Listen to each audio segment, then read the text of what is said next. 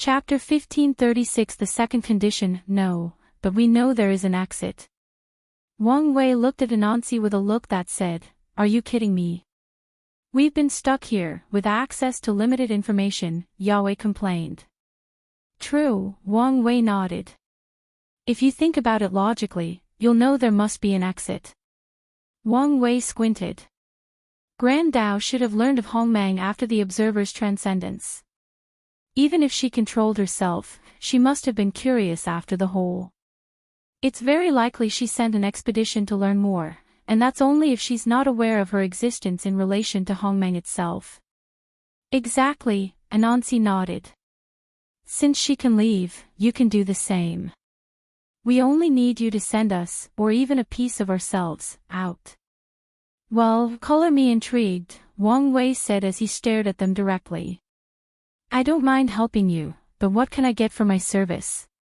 We will offer you our soul quintessence method, Yahweh said.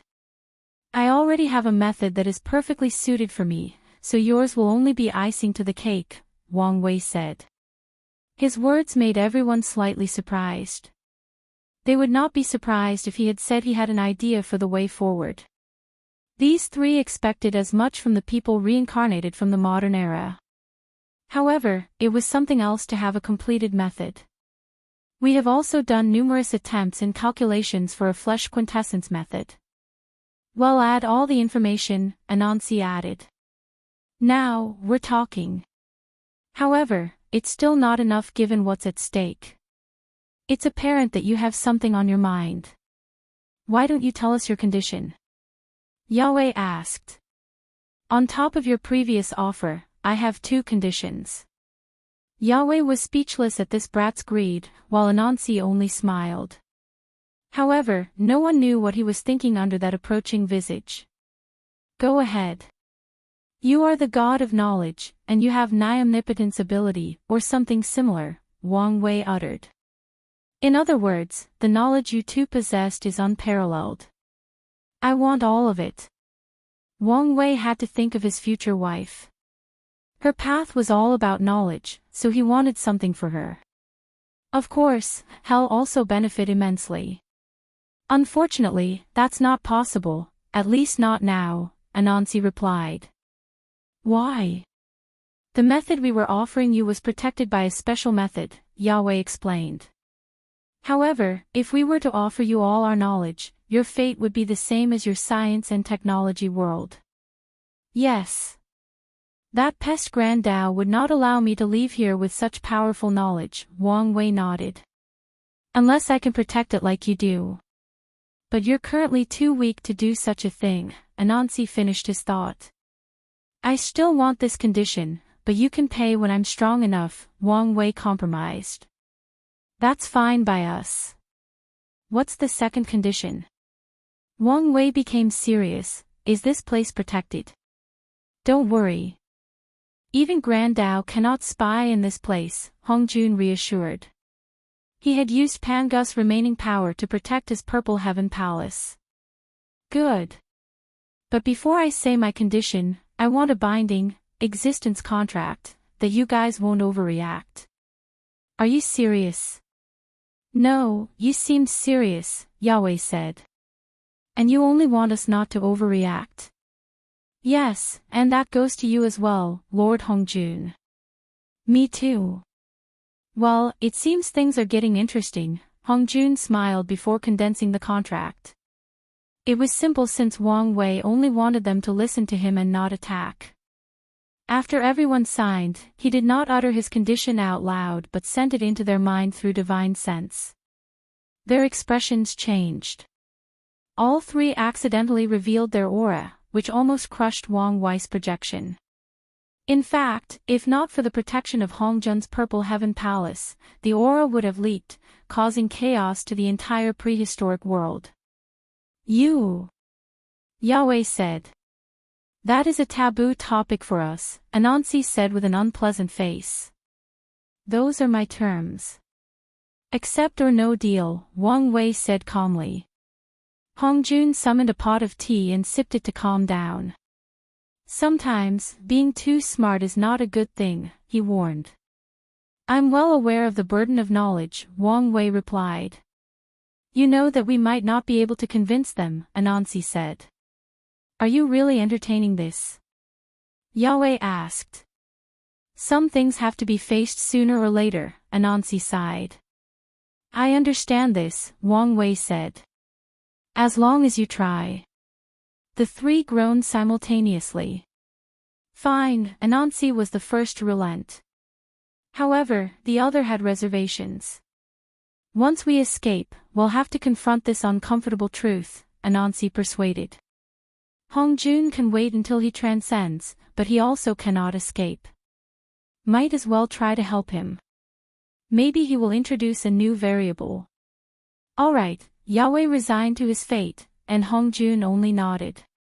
Good, let's have it in writing, Wang Wei smiled. Hongjun condensed the contract, and Wang Wei read it. I immediately frowned. I want everybody's help, not just you three. You're going too far, Yahweh snapped. How much help can the three of you be? Plus, there is no guarantee that you have more influence than them. Wang Wei's request had a significant impact. In fact, even he was not too sure to what extent. The idea came into his mind, and his intuition told him it was extremely important, maybe even more important than his true transcendent path. We can't force others to sign such a contract. Anansi argued. Can you honestly say you're the only one escaping? You won't bring other people with you. Wang Wei sneered. Since they can benefit from my action, they can take the time to help me. Anansi and Yahweh looked at each other, communicating through their minds. Fine, you win. They sent the contract out to numerous people.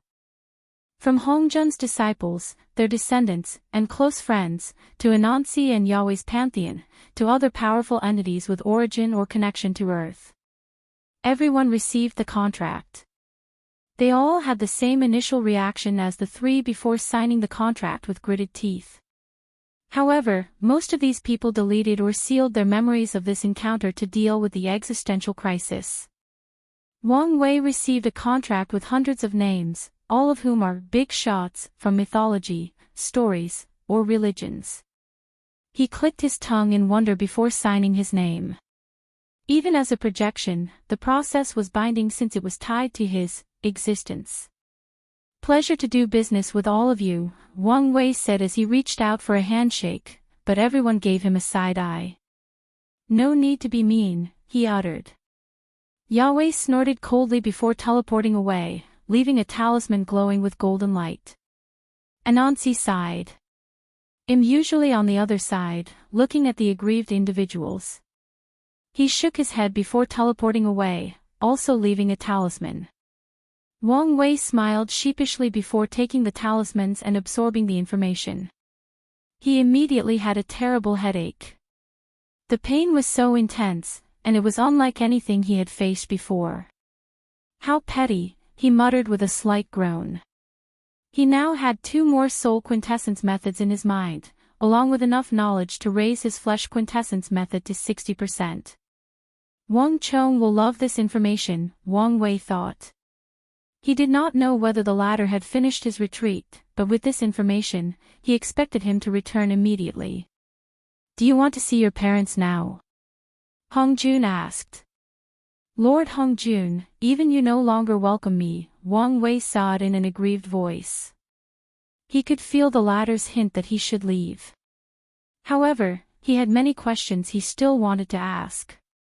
Hongjun's mouth twitched. He was so glad he rejected the idea of accepting this bastard as his disciple. This kind of cause and effect was not something his short life could bear. Is that a no? Hongjun asked. Now is not the time to meet them, Wang Wei admitted truthfully. His soul quintessence method requires him to condense his past self, and this will be the ideal time to meet his parents. In that case, wait, Wang Wei said. How about you share your transcendent method? You see, although supreme unity is sealed, he is still a problem. Maybe I can find a way to deal with him after learning from your superior method. Hongjun stared at him. This kid's shamelessness surpassed his disciple, Xuandi. Alright. How about we exchange? I'll use a flawed method for yours. Why not use a complete one? My method is universal, meaning it's more valuable than yours. Mine is also universal. But you need a source chaos world, Wang Wei argued. Anyone can cultivate mine without any stringent requirements. I doubt yours don't have any strict requirements. You only need some achievement in time Dao. Hongjun chuckled while staring at him. Alright, you win. But, let me ask you a question, does your method also use the three corpses technique? It's the essence of the technique, Hongjun admitted. Good. We can trade, Wang Wei said. The idea of dividing three corpses, good, evil, and obsession, fit perfectly for his three selves, past, present, and future.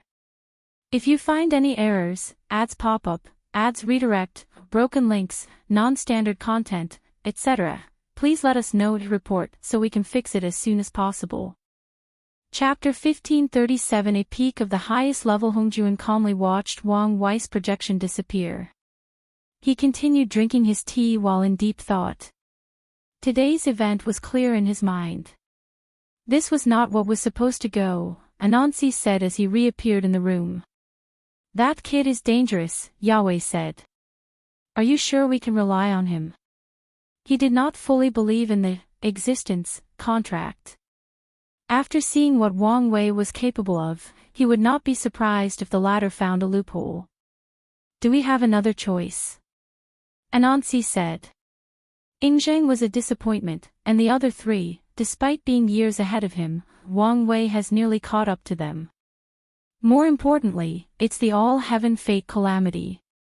Anansi looked at Hongjun. Do you think it's him? If it were before, I was only 50 to 60% sure. But now, it's more than 70 to 80%. Is that so? Anansi muttered, thinking of the implication. It may be good news for us that he is the aggressor. It also meant we have no choice but to pick his sides or we're screwed, Yahweh added. Grand Dao is already set on eliminating them, so if they choose Wang Wei's side, they have no place left for them in this infinite chaos universe. We don't have a choice, but they still do, Anansi said, looking at Hongjun. I would be foolish to betray him and choose Grand Dao's side, Hongjun said calmly, not happy with the latter's insinuation. You may feel that way now, but that doesn't mean you won't change in the future, Anansi sneered. Or that others might have the same sentiment, Yahweh added. I can't control what others do, Hongjun shrugged. You're not taking this seriously. If the day comes and Grand Dao tries to lure you into her side, a civil war will start, Anansi warned.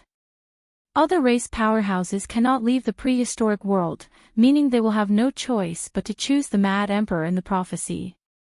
Hongjun frowned, thinking deeply about these words. Then, let's start preparing. They need to avoid a civil war at any cost, so it's best to prepare now. Although the choice will not be an issue for a while, it's best to start acting now. Hongmeng Wang Wei opened his eyes and looked at the chaos universe.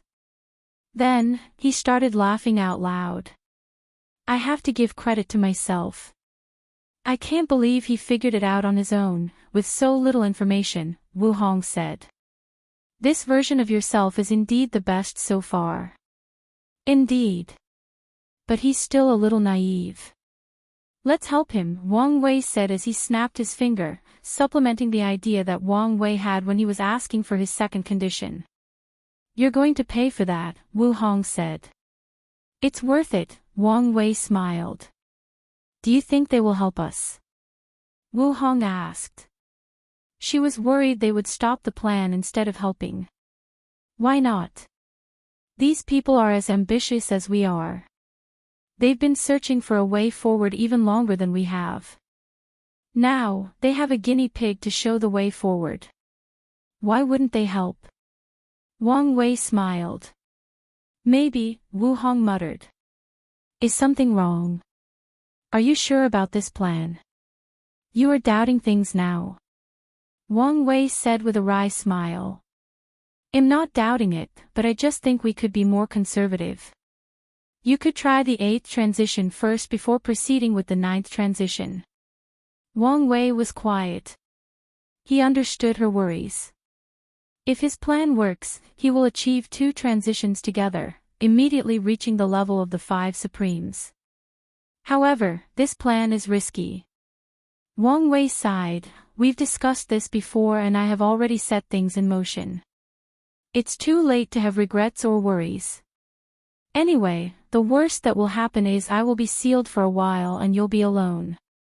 I don't like how nonchalant you are about the consequences. If you are sealed, our family will lose face, and I will be alone for a long time, Wu Hong complained. At their level, with death being a non-factor, reputation and face have somehow become the key factors in maintaining the hierarchy. Why would I care about face? Wang Wei always found it baffling why these transcendent entities cared so much about such a trivial thing. In the end, he chucked it to the fact that it is their way of preserving their humanity with all that power. You may not care, but what about the sect's reputation? What about our children? The sect will be fine, and those 2 little bastards will also be fine, Wang Wei replied casually. All right. If you don't care about reputation, don't you care about me? Do you really not care about leaving me alone? How about you accept the seal with me? Wang Wei asked. You. Wu Hong said in anger. I won't speak with you anymore. She disappeared, and Wang Wei sighed. He took one last look at his origin before standing up. He knew he would have to chase her through countless chaos universes before they could make up. However, he did not mind. Eternity was a long time, meaning they needed ways to keep the spark alive. Drama and conflict are the best way, even if it's artificially created. I wonder how long she's going to make me chase this time. Wang Wei hoped she breaks her last record since the makeup afterward was legendary. That woman made him feel sensations he never thought possible. So, with a grin on his face, he started his search. While these lovebirds were renewing their passion, 5 individuals suddenly received a premonition. The first one was Mother Earth. She was a black woman with green, long, natural hair, a crown made of leaves, and a pure white dress. She was watering a towering tree with trillions of branches, in which each leaf was a chaos universe. Among the 5 supremes, Mother Earth was the most famous because she was essentially responsible for the birth of 2 other supremes. Earth exists in countless realities and chaos universes, but that was not always the case. At one point in time, there was one Earth in one chaos universe. Mother Earth achieved transcendence from that chaos universe, and she brought the Earth with her, spreading it to countless realities. Mother Earth sensed something, and she extended her mind to meet the others. Taoist All Beginning was focused on his painting of a mountain. He did not care about all the paints on his black Taoist robe, as all he cared about was the painting. If anyone had access to this painting, they could probably achieve transcendence in less than 3 years. That's how remarkable it was. The Taoist sensed something, stopped, and frowned. He was annoyed but still extended his mind for the meeting. An elf wearing a black magic robe focused on engraving runes on a wand. He would occasionally dip his fingers into a golden dust as material for the rune engraving. The dust was created from purple Hongmeng chi and a chaos universe grinding to sand size. A simplification of things, as always, the source mage muttered. The source mage sensed something and stopped his engraving to attend the meeting. Monster Queen was an enormous creature with numerous body parts of different creatures, dragons, cheelants, ghosts, banshees, nymphs. The monster had a part of every creature in existence. To be precise, all creatures, in fact, had a part of her. The strange thing is that this existence had a strange beauty to it despite all the different parts that should not be together. That last part was not necessary, the Monster Queen said. Apologies. Do you want me to delete it? Sage asked. No need, but watch yourself. Alright. The last Supreme refused to be shown, but they have allowed their names, Evil Incarnate, to be used. Did you sense it? Mother Earth asked. Why are you asking something so obvious? We know the boy is trying an ascension. The question is whether we should stop him, Evil Incarnate asked. Why should we stop him? Taoist All Beginning asked. We've been lonely for so long. Isn't it good to have another fellow Taoist? I don't care either way, the Source Mage said. Me either, but I'm tired of you Earthlings, the Monster Queen said. I second that, Evil Incarnate said. It's not our fault Hongmeng loves us, Mother Earth shrugged. Let's not go too far, the Monster Queen argued. Can we get back on topic, the Source Mage said. Time is of the essence. But it's really not, Taoist All Beginning said. We have all the time in the world. And I don't like to waste it, even if it's endless, the Source Mage rebutted. Now, have we decided not to intervene? I have no issue. Fine by me. It's a good thing to get a newcomer. Can I at least annoy him? Everyone ignored the Queen's words. Good. In that case, I'm leaving, the Source Mage ended the link. What a boring guy, Evil Incarnate said. How about we bet on whether he'll succeed or not? Why not? I bet he'll succeed, Mother Earth agreed. She had always had faith in all her children. I second that, the Taoist nodded.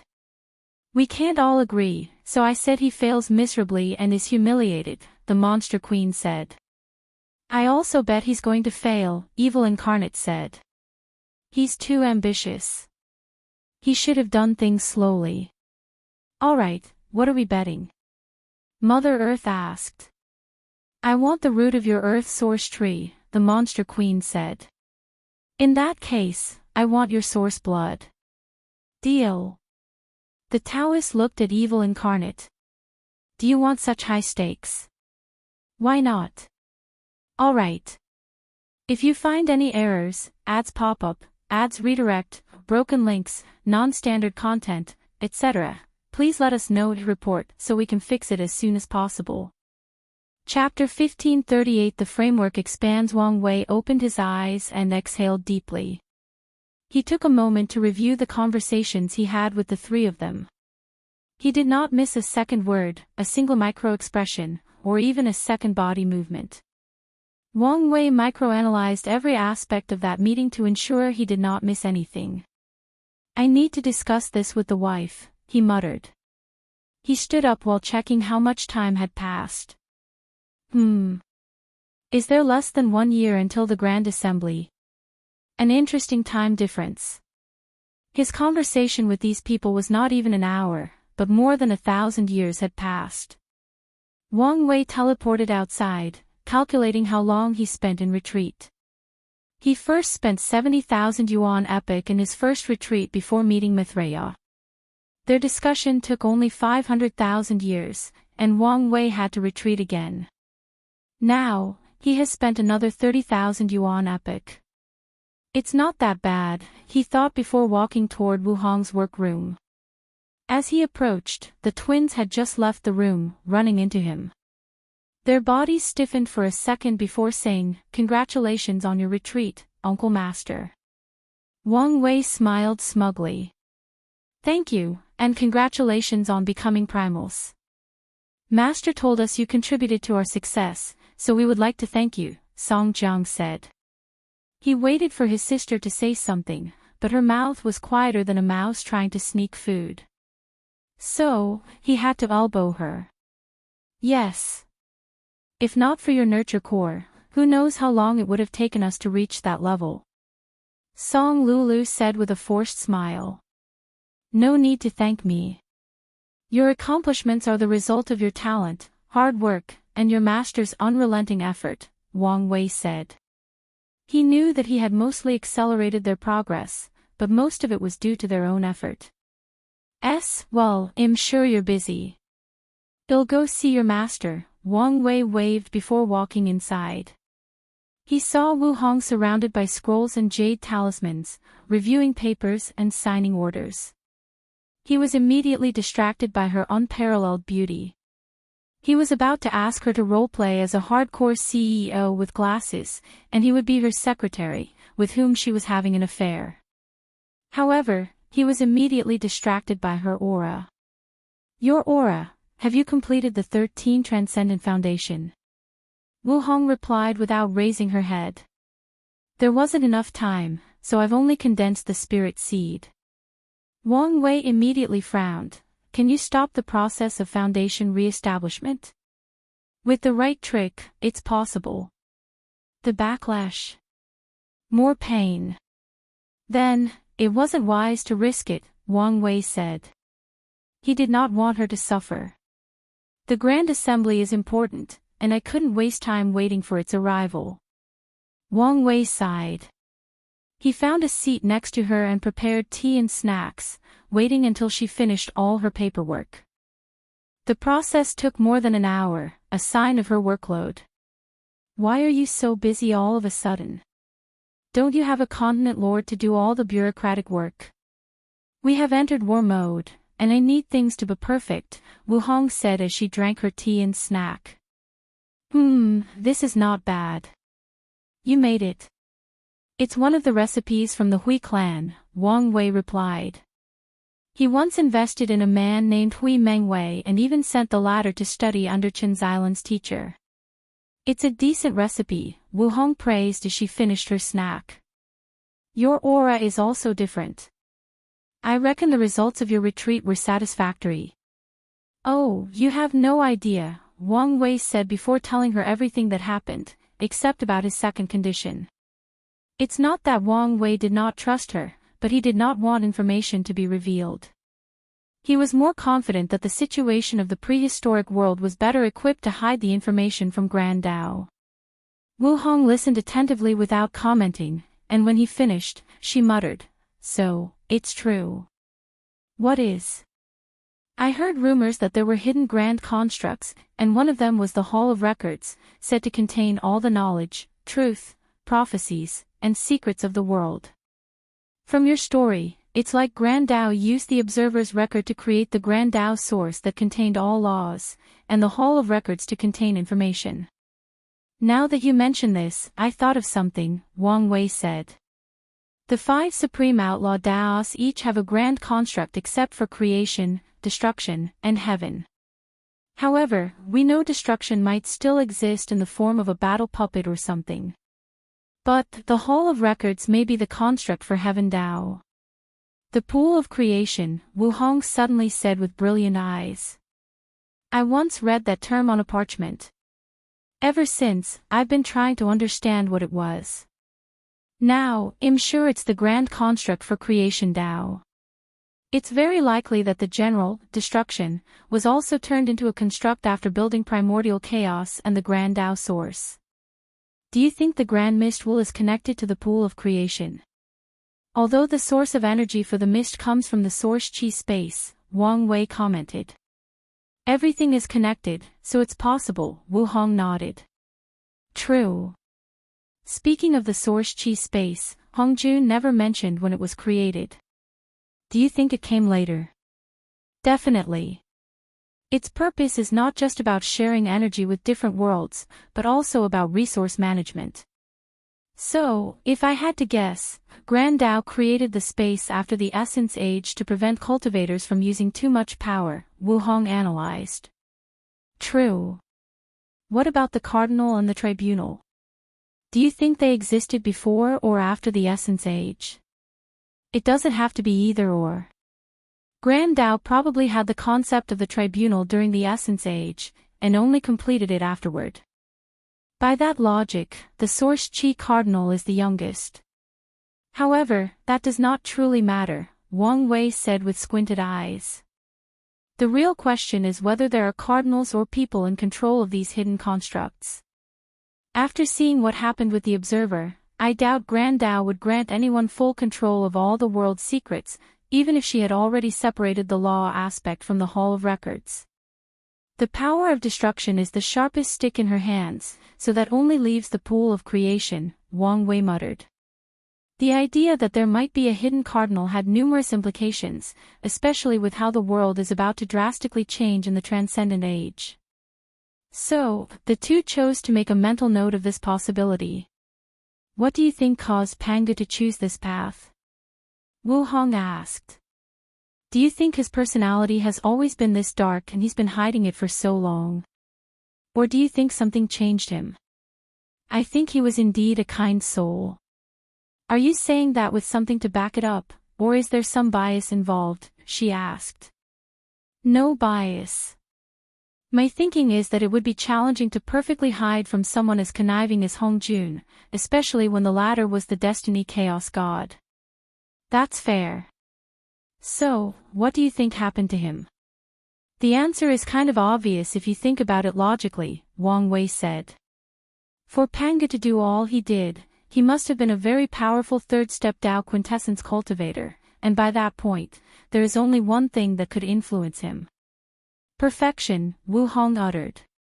A creature of that level cannot be eliminated easily. It's possible it left a spirit, a remnant, or even worse, an obsession. Panga might have encountered it and was manipulated. The idea that perfection is still a threat in the universe is not a comforting one, Wang Wei grunted. Yes, with your ability to attract trouble, I do not doubt you'll probably encounter it in some form or shape, Wu Hong said, looking at him strangely. Wang Wei's lips twitched as this was a great possibility. Hopefully, we'll have the strength to fight by then. Have you forgotten what you signed for? Wang Wei said as he raised her hand to show the ring. All my troubles are now your trouble. Why does this feel like I'm a young girl who married someone, only to discover the person is riddled with severe debt? Wang Wei laughed at these words. It's not funny. But it is, Wang Wei exhaled. He controlled himself. Otherwise, he would be laughing all day. Wu Hong rolled her eyes before moving on to another topic. Something has been bothering me about Hong Jun's story. Why did Grand Dao take on a humanoid shape? And more importantly, why did she have human clothes? Do you think he created her appearance, or is there some truth to it? If you find any errors, ads pop up, ads redirect, broken links, non-standard content, etc. Please let us know and report so we can fix it as soon as possible. Chapter 1539 Hongmeng Will, I had the same question, Wang Wei nodded. All creatures will eventually turn into a human shape for cultivation, which is the Dao shape modeled after Grand Dao. There are theories that the reason the human race is so powerful is because they are born with a Dao shape, not required to transform, unlike other races. Grand Dao started to take the one-eyed shape, probably copying the observer's shape. You think Grand Dao's human shape is due to her imitating someone else? Wu Hong asked with a raised eyebrow. But who? Do you think our chaos universe has a creator? It would make sense if Grand Dao copied and learned from its creator. Her attitude would also explain her xenophobia. Perhaps Grand Dao only wanted life forms that resembled her creator. I don't think there is a creator, Wang Wei shook his head. Or if there were, the latter is very irresponsible. If you look at history, it's obvious that Grand Dao was ignorant and spent a long time creating and perfecting the systems of the chaos universe. Now, compare that to when we create a word with the Grand Mist Wheel. The world was too disorganized, especially during the Genesis Age. Grand Dao didn't even know she had to cultivate transcendent tier cultivators to benefit itself. If we follow your train of thought, Grand Dao and the chaos universe were created naturally due to a system that exists in Hongmeng to create more worlds and life, Wu Hong analyzed. It looked like this because it passively received information from Hongmeng, like the people of Earth, and was influenced to take that shape. While that's the most likely case, there are two other possibilities, Wang Wei continued, his eyes embodying the essence of wisdom. First, some random female transcendent passed by when the chaos universe was still in its infancy. Her presence subtly affected Grand Dao, and she modeled herself after this transcendent being. Secondly, the chaos universe is a micro-representation of Hongmeng, meaning Hongmeng has its own controlling entity like Grand Tao. When that entity ordered Grand Tao to create a new world, it also left some information, and Grand Tao chose that shape from the data. No matter which is the truth, I do believe there is such a thing as a Hongmeng will. It's the only organization system that makes sense: Heavenly Tao, True Heavenly Tao, Grand Tao, and Hongmeng will, Wu Hong deduced. However, her words immediately created a tension in the room. The two looked at each other, knowing their conversation had reached the threshold of alarming Grand Tao. Wang Wei looked at the sky. He always wondered how Grand Tao seemed to know when people were discussing taboo topics, even in a protected area. Now, he had a feeling it was an ability similar to Yahweh. Grand Tao may not know exactly what people are discussing, but it knew who was doing it and the general idea. Let's talk about something else, Wu Hong said. Why were you so vague about your second condition? It'll tell you when you condense your soul quintessence and update the heaven deception array, Wang Wei said. It's that serious. It's that serious, Wang Wei nodded. I understand. They told each other everything, so he must have a good reason why he insisted. Wu Hong did not think it was a matter of trust, but more of safety. Do you think we can trust Hongjun? He's shown us enough goodwill, enough to have a decent relationship, but not enough for trust, Wang Wei immediately replied. There are many unknowns about Hongjun and his real motive. Wang Wei already predicted that the Chaos Demon Gods wanted to return to the world and Lin Fan was their pawn for that. When that happens, what will happen to the Destiny Chaos Demon God? Will Hongjun use this opportunity to regain his former body and strength? Would someone else inherit the strength of that demon god, forcing Hongjun to fight for its previous live's power? For now, Hongjun's status as a chaos demon god is a variable that makes Wang Wei wary to trust him in any capacity. So, while he has no issue working with the latter, he would never truly trust him until he has answers to these questions. Well, that's fair, Wu Hong nodded. Anyone who can enter the first step of transcendence before the ultimate taboo is not someone to treat lightly, not to mention that Hongjun achieved success in a strange world like the prehistoric world. Let's learn these techniques before I forget, Wang Wei said as he summoned a talisman with unique power attached to them.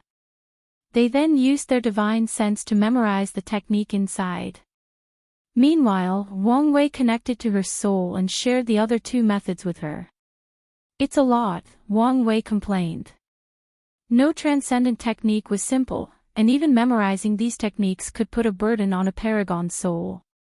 By the way, did anything major happen while I was in seclusion? I mean, besides the upcoming Grand Assembly. One major and two minor events occurred, Wu Hong explained while digesting the three methods in her mind. She regulated her mind before answering. The first minor event is the Skill Path Association found their luck condensing artifact, the Dao Path League. Wang Wei chuckled at this news. It seemed miscellaneous finished the copy.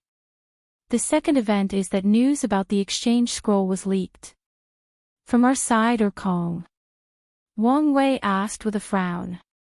Kong, Wu Hong revealed. He was gathering merit by forming a secret coalition with small factions and the devil cultivators. While he was successful, he was also too greedy, and the news was revealed. Kong's probably now a peak paragon with all that merit, Wang Wei thought. More importantly, as the chosen one, it won't be long before he has a fortunate encounter to start his path to primal. By now, these people should have deduced that the sect has an exchange list, and they also realized why you asked for such an exuberant price for the information about the gate. That's right. You should be careful, as these people will try to force the Dao opening sect to make the scroll public for everyone to use. They didn't do that to Kong. They tried, but once again, Buddhism came to his defense, Wu Hong explained.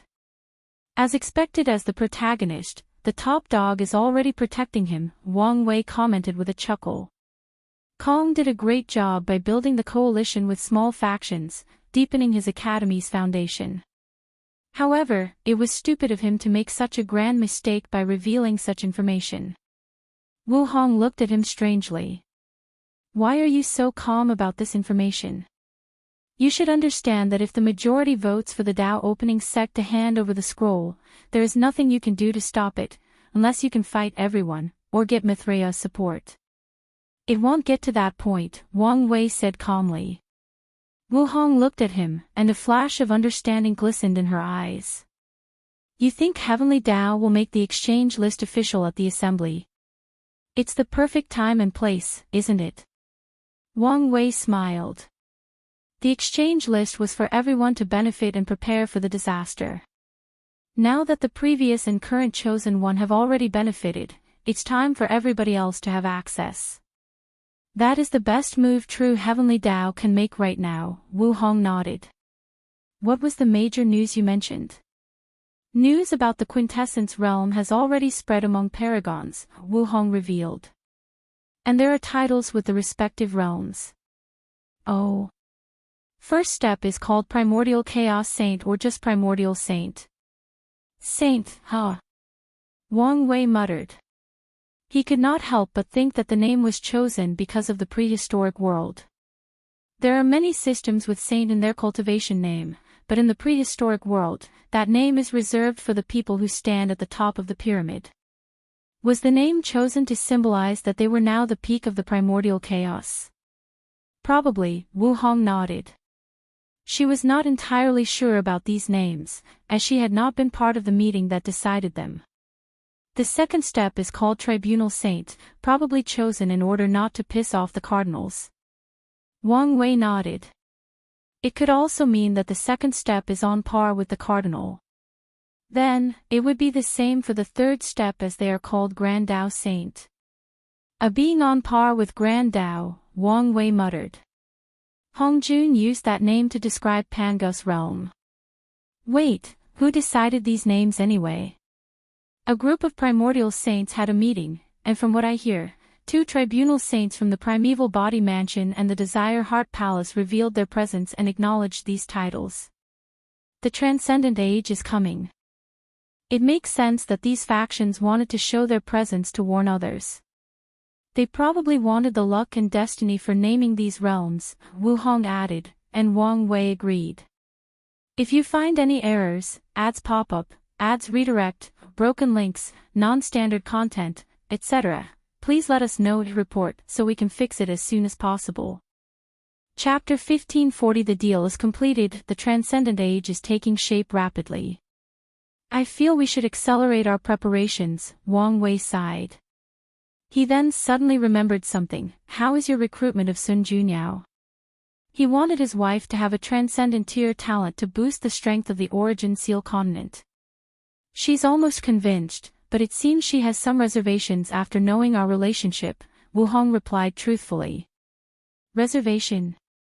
Does she think the invitation is set up? That we are trying to gang up on her? Or maybe, we are plotting something? I don't really know, but she's hesitating. Maybe she'll be more open to the idea after you break the fate line between you two. Wang Wei groaned. He was so close to cutting all ties with her. He only needed one more significant karmic event, and hell meet the requirements. Wang Wei was about to say something when he suddenly received a talisman from the sect, and he sighed deeply after reading the content. They want you to return. Wu Hong asked. That's right. This is a sensitive time, Wu Hong said. A war/disaster is approaching, and everybody is preparing. As much as she enjoyed spending time with him, she understood there were more important things at play. Before I return, I need you to do something for me and accompany me to a place, Wang Wei said, sending 2 talismans. Where? The Void Illusion Realm, Wang Wei replied before telling her his plan and worry. Ma Wan, the Ma clans haven't chosen, teleported to the meeting room a few minutes later. Lord Wang Wei, Ma Wan bowed before glancing at Wu Hong. He recognized her as his training involved influential people at the top of the world, people he could not antagonize. So, he immediately bowed, Empress Wu. It seems like my efforts were not wasted, Wang Wei nodded. He sacrificed one of his precious tokens to ensure the deal with Ma Liqiu. I am forever grateful for your care, Ma Wen said with a deep bow. He knew he would not become a boundless paragon at such record speed if not for this man's help. In fact, he would not even have become an emperor in the first place if not for the Dao opening sect's favor. You're welcome, Wang Wei nodded.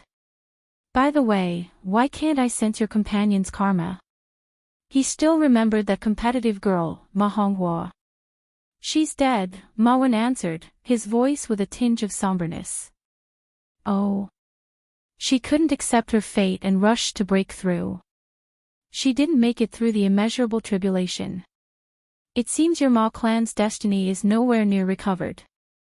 Well, my condolences, Wang Wei sighed. Thank you. Although they were competitors, Ma Wen still treated Ma Honghua as a sister.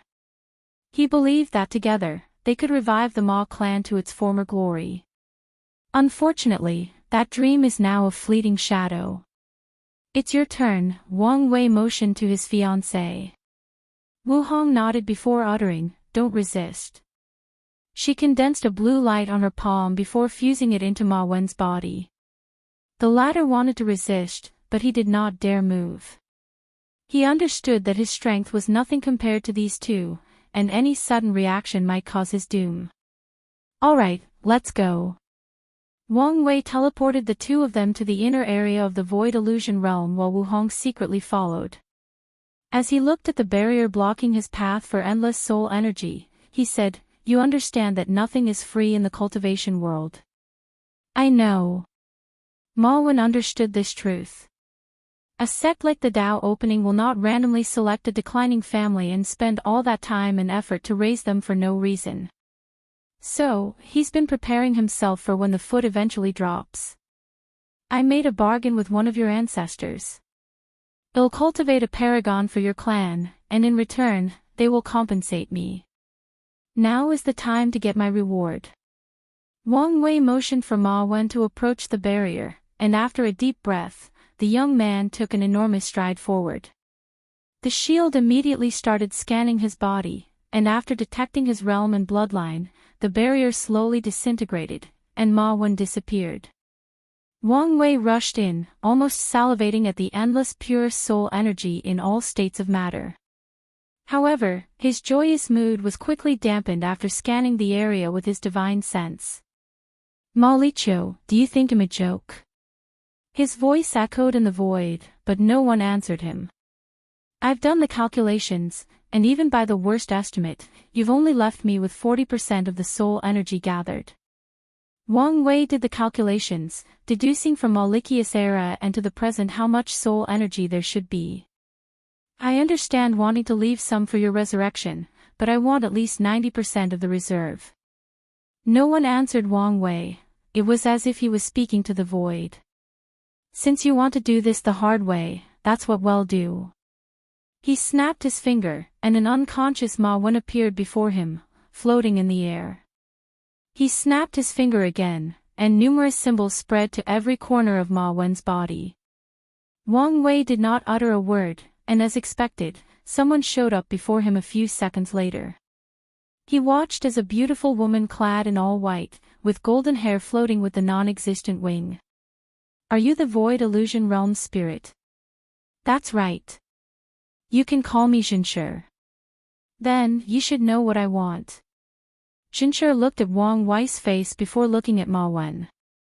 She frowned, hesitating on what to do. Your creator promised the highest control of the void illusion realm. Why aren't you doing what I want?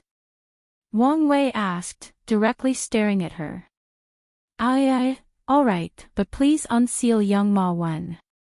You first, Wang Wei said. Zhenshi hesitated briefly before waving her hand, showing a large section of this area with even more soul energy. Wang Wei scanned the area, nodding in satisfaction. He first moved everything to his space ring before removing the seal and handing over Ma Wen.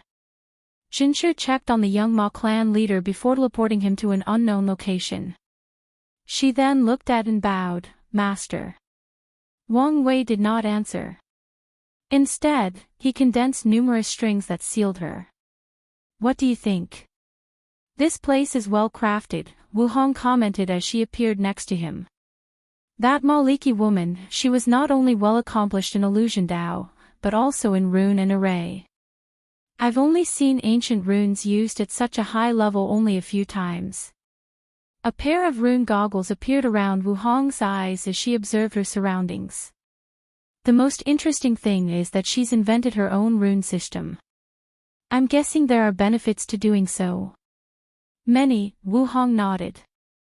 Having a personalized rune system means they are designed to bring out personal strength, not having to make the system universal. More importantly, it makes it 1,000 times harder for other array or rune masters to decipher and change your work. What I'm hearing is even if I'm the highest authority of this place, Ma'alikiu has a way to take control from me, Wang Wei commented. Exactly. In that case, this realm's spirit cannot exist. It's best to destroy and create a new one. That will only delay her, not solve the issue, Wu Hong explained. Can you do something? Wang Wei asked with a frown. It will take too long to decipher her system and take full control, she shook her head. I don't have the time now, and even if I did, it would be pointless. Ma Liqiu should return to her peak and take control by the time I'm finished. That's bad news, Wang Wei muttered. Why do you want this place anyway? You've got the soul energy, and it will be a while before it can amass more. Is it because it's a memorialized look? I don't think your sect needs more destiny. You know how greedy I am. How can I let this opportunity pass? Plus, I don't like how Ma Liqiu tried to cheat me, so out of pride and saltiness, I want this place. Wu Hong gave him a look. Don't look at me like that. You know what you were getting into. Anyway, this place is about to become the main form of communication during the disaster. It's a good idea to control it. You make a good point, but there is nothing you can do, unless you want to use merit and buy something from the merit list, Wu Hong replied, holding the urge to roll her eyes. I don't want to get this place after making such a great investment when I could have gotten it for cheap. I think this is one of those situations where you have to control your greed. Either let this go, or do a cost analysis and benefit, and see if it's worth using merit to get control of this place, Wu Hong shrugged. Or, I can force its owner, Wang Wei smiled devilishly. Can you leave a method that makes it harder for her to regain control? I want to delay her as much as possible and make the process a nuisance. You want to force her to negotiate with you? That's right, Wang Wei smiled. This place is instrumental to Malikia's transcendent path, and if she wants to have full control, she will have no choice but to negotiate and pay me a steep price. You know, you're a terrible person. I was raised under capitalism. What do you expect? Wang Wei shrugged. If you find any errors, ads pop up, ads redirect, broken links, non-standard content, etc., please let us know to report so we can fix it as soon as possible. Chapter 1541 The War Temple and Pill Realm, that's not an excuse, Wu Hong replied. She was sure that plenty of people from Earth who lived under capitalism did not turn out as terrible as he did. Unfortunately, as horrible as he was her little monster. She waved her hand to summon a complex magic circle above the inner core. Wu Hong took her time perfecting the array before slowly lowering it to the ground and fusing it with the void illusion realm. We are good. Right? Wang Wei asked. Not yet, Wu Hong replied as she focused on Jinsher. She clenched her hands, generating a powerful shield that surrounded the spirit before crushing her into spiritual dust. Wu Hong drew a few runes in the void, which proceeded to absorb Zhenqi's spirit dust before condensing a new spirit. Wang Wei looked at the tiny creature with 4 wings. Now, we're good. Yes. This new spirit is designed to fight against Maliquia's system and buy you as much time as possible. Excellent, Wang Wei smiled while condensing a token to hand to her. What's this? Access to the soul energy reserve, you should need for your soul quintessence. Thanks, Wu Hong nodded as she put the token away. Have you made a plan? About what? About whether you're going to take the next step as soon as possible, or continue to perfect your foundation. I was planning on traveling to the infinite trichiliocosm to get the immeasurable emperor title after finishing with the 13 transcendent foundation, maybe even find a way to make up for missing the emperor taboo realm, Wu Hong revealed truthfully. Then, you better hurry up, Wang Wei warned. According to my prediction, the calamity will happen between 20,000 and 40,000 yuan epoch. So soon? Wu Hong said. This was not much time, especially considering all the things she needed to do. After all, she hasn't even modified Mithraya's technique to fit her. I wish my prediction were more accurate, but as you know, there are too many primordial saints involved in this disaster, and this is the best divination I can do. No need to blame yourself, Wu Hong reassured. Most diviners would die or suffer severe backlash, trying to get as close to a date as he did, so she would not blame him for not being as accurate as possible. I think I'll have to wait to see how the situation develops before making a choice, Wu Hong replied. That's probably the best move, Wang Wei nodded. If Mithraya can buy enough time, then Wu Hong can focus on establishing her foundation. However, if things are dire, she must concentrate on raising her cultivation. Well, it's time to leave. Wang Wei kissed her before teleporting away. As soon as he arrived home, he sensed something and smiled. He glanced at the new mountain in the distance with the name, Pill Sage Mountain. He did not hesitate to teleport above the large mansion that smelled like herbs. As soon as he arrived, a bright light flew into his arm. You've ascended. It's been a while, Yan Liling said as she held him tightly. I came to see you, but they said you were in retreat. You should understand the current situation. I need to get stronger as soon as possible. Let me see you. Wang Wei ended the tight hug to better observe her situation. Yan Liling had her alternative Dao Root Foundation, Emperor Taboo Battle Realm, 11th Revolution Bloodline, Limit Indestructibility, Peak Empyrean Realm, Empyrean Battle Taboo Realm, Paragon Soul, and a Paragon Willpower. Excellent. It seems you did your best in the lower dimension, and the sect also spent much effort on training you after your ascension. They did, Yan Liling nodded. I left instruction for that old man Wang Bo to be your teacher. Did he accept you? I had to take a test, but yes, afterward, the old man refused to leave me alone. Hey, girl, this is the way you should be talking to your master, said a deep voice from the mansion. However, Wang Bo did not show up. So, Wang Wei just nodded to salute. Boy, I heard rumors that you are engaged to the Empress. Of course. TCH, I'm so envious. You better treat her well. Wang Wei's lips twitched. Old man, you and I will have a problem if you keep thinking about my wife like that. Alright, I know I don't have a chance. Anyway, I won't get in the way of your reunion anymore. Wang Wei shook his head before focusing on Yan Liling. Let's have a small dinner like old times. Are you sure? It seems the ancestors are waiting for you. I should have a few minutes before I have to see them. Alright. Yan Liling guided him to her kitchen. Wang Wei immediately began preparing the food, while Yan Liling mixed the drink, a unique concoction of her own. I don't sense Li Jun, so I'm guessing he continued training with the Yama Kings. That's right. He said he wanted to give you a surprise when you see him, and it should save the sect a lot of resources. He's as practical as ever, Wang Wei chuckled. Regardless, he was looking forward to their reunion.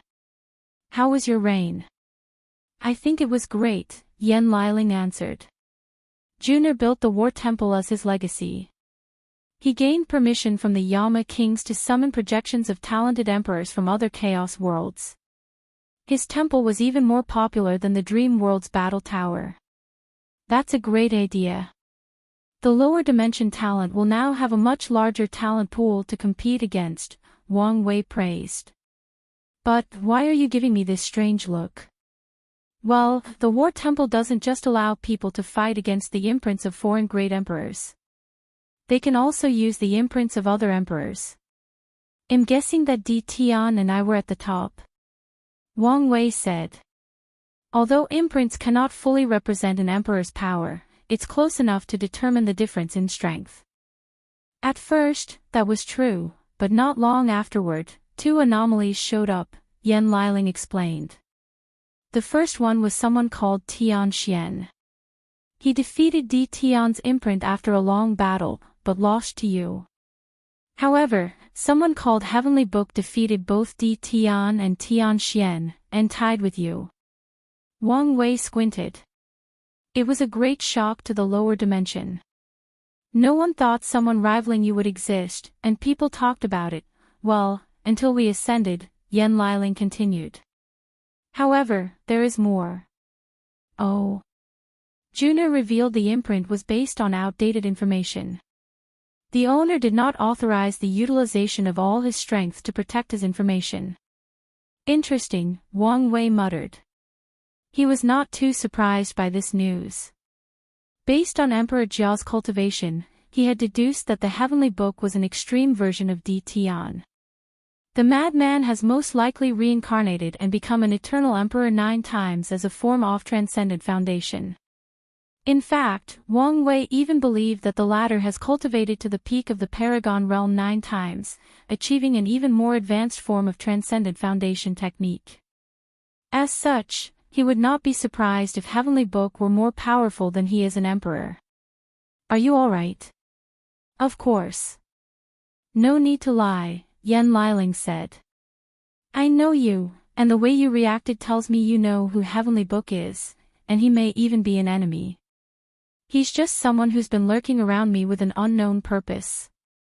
While he's a threat, I'm already aware of his existence and keeping an eye out, Wang Wei said truthfully. One of the reasons he decided to stay in the shadows during the disaster was his weariness toward the Heavenly Book Paragon. You know you can count on me now that I have ascended. Of course, Wang Wei smiled.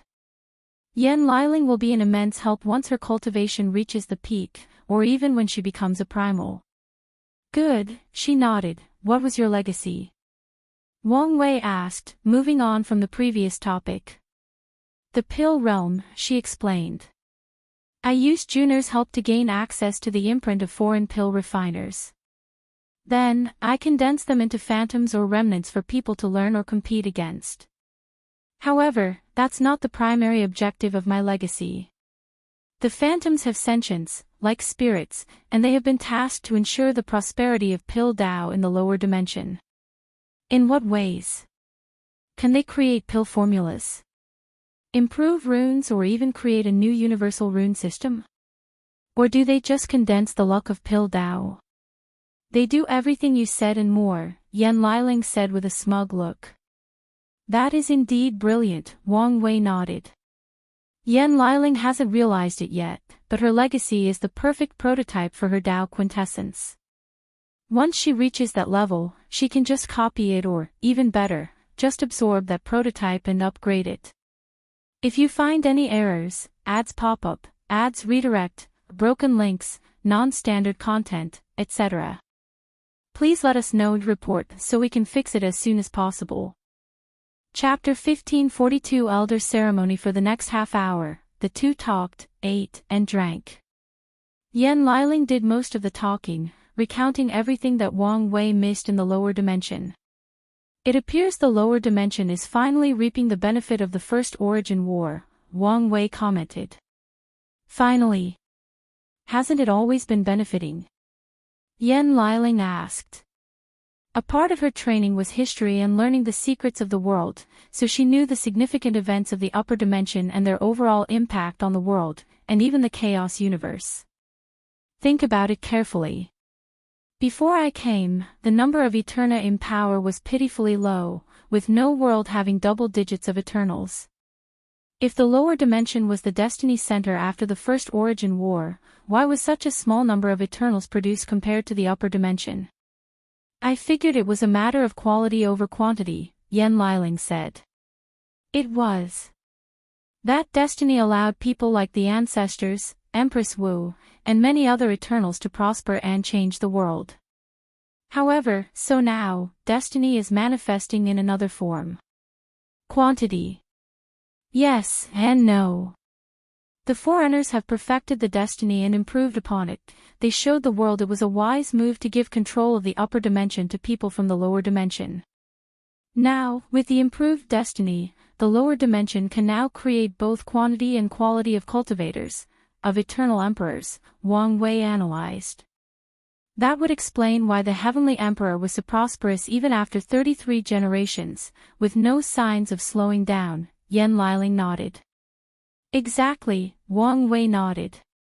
Of course, he knew there were bigger things at play behind the Heavenly Emperor's prosperity, but this was not something to discuss with Yen Liling until she reached higher realms. Wang Wei took a sip of his drink. Liling's craft had improved, making this juice even more delicious than the last time he tasted it. You sure are taking your time, Yen Hai's voice suddenly echoed in the room. You know, people are waiting for you. Wang Wei immediately stood up. I forgot. He said with a slight flush on his face. Hurry up.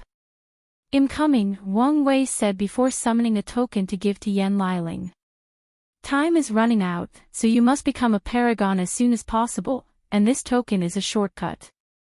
Did you bring as much merit as possible, as I reminded you? I did. Have you used them? No. The teacher told me to wait until I was a paragon. It seemed that old man is not senile yet. He was right. Use your merit to raise your realm in the paragon realm as much as possible. I understand, Yen Liling nodded. Kai Song is here, right? Yeah. How is her cultivation?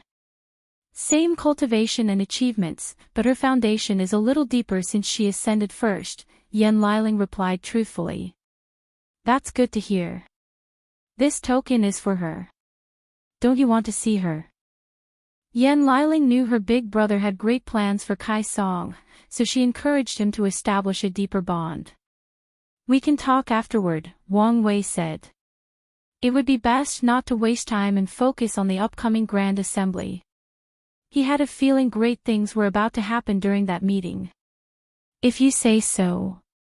Wang Wei said his goodbye before teleporting near Elder Council Mountain before slowly flying to the meeting hall.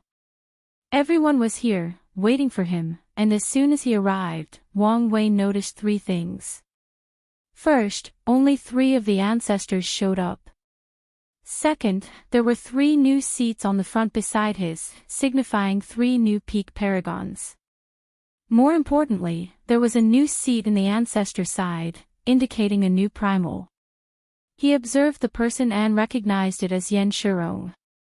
The last time he checked, Yen Shurong was only in the 9 heavens during the ultimate taboo, and probably achieved the peak during the taboo. But now, he has ascended into the realm of primals. He should have a fortunate encounter, Wang Wei analyzed. And the after effect of the ultimate taboo should be showing soon. Wu Hong and the twins should not be the only primals showing up. Most of the overlords should be given birth to new members. However, everyone knew this change was not as exciting as before. In the new era, primals were irrelevant. What will determine a faction's rise and fall will be the number of primordial chaos saints. I deeply apologize for my tardiness, Wang Wei said as he bowed 90 degrees, showing the utmost respect. He knew how to play politics. He was a young man who rose to the peak at an alarming rate. He's world famous, is loved by his ancestors, and has been granted great power in a short period. To put it another way, many people are probably wary of him. Whether it's due to his age, jealousy, concerns, or a desire for power, many eyes were on him. So, the fact that he arrived late at such a meeting was not a good sign. So, Wang Wei chose the best approach to mediate the solution, apologize sincerely. We all have eternity, so it's not an issue to wait a few minutes, Qiyuan said with a gentle smile. Many people wanted to say something, but since the founder had spoken, they would give him face. Wang Wei's attitude also helped. That is not an excuse to waste others' time, Wang Wei shook his head. He bowed a second time to all the elders before taking his seat at the front. He observed and recognized many people. He saw the Rainbow Emperor, who stuck her tongue at him. The somber and cool Shadow Ruler.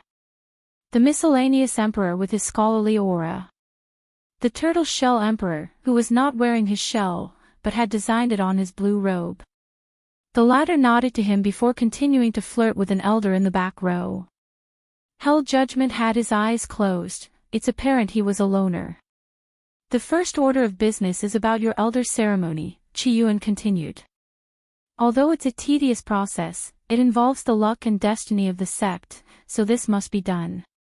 Since you don't want any grand celebration, let's use the next few days to get it over with. The ceremony process was not complicated. Wang Wei needed to isolate himself in mediation for 3 days, bathe in incense, and wear white.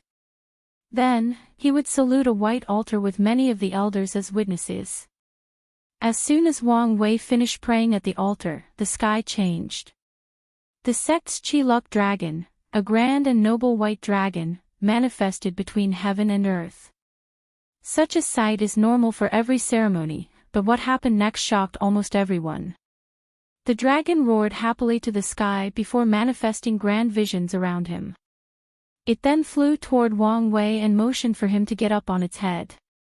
Although surprised, Wang Wei nodded before jumping on. The dragon proceeded to condense a golden-purple robe that wrapped neatly around Wang Wei before parading him for half an hour around the sect.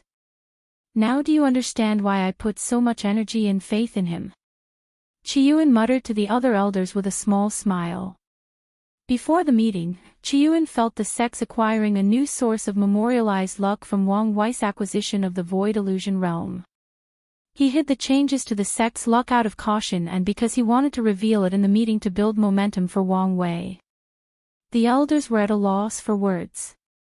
Many of them have been in the sect since it was known as the Myriad Emperor sect, and throughout their lives, they have never seen an elder so grandly celebrated after a ceremony. So, this is why you've been insisting he's the future of the sect, Yan Shirong uttered. He was a young man with bright blue eyes, incredibly handsome with a chiseled jaw as a defining characteristic. He wore a blue robe with clouds, with a scent of nature that was alluring to man and woman. If we want to become a true transcendent faction, one with many transcendent saints, he is our future, Qiyuan said calmly. But don't just take my words for it. The catastrophe is coming, and you'll see what I mean. All I ask is that you give him the benefit of the doubt and time to acclimate to his role. Yan Hai snorted coldly. The kid is indeed our future, but he still has a lot of room for development. Qiyuan nodded slightly.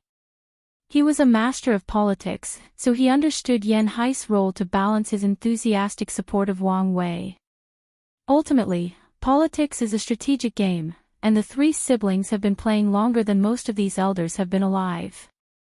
If you find any errors, ads pop up, ads redirect, broken links, non-standard content, etc., please let us know and report so we can fix it as soon as possible. Chapter 1543 The Elder Council. This was quite the ride, Wang Wei muttered as he flew toward the Elder Council mountain. His glamorous clothes have been dispersed, meaning he was back to his white ceremonial clothes. However, Wang Wei changed to his iconic purple robe with golden stitching on the cuffs, featuring symbolic or decorative motifs of strings and control. Enjoying yourself? It was quite an interesting experience, Wang Wei smiled. But the records never showed any such precedents. No one has ever created as much memorialized luck for a faction, Qiyuan replied. And I have a feeling the dragon also shares my view that you are the future of the sect. That's fine by me, as long as you don't drop all the heavy loads on me and act like you're retired. Of course not. I'm still young and have many things to do. Wang Wei looked at him, and for the first time, he believed these words.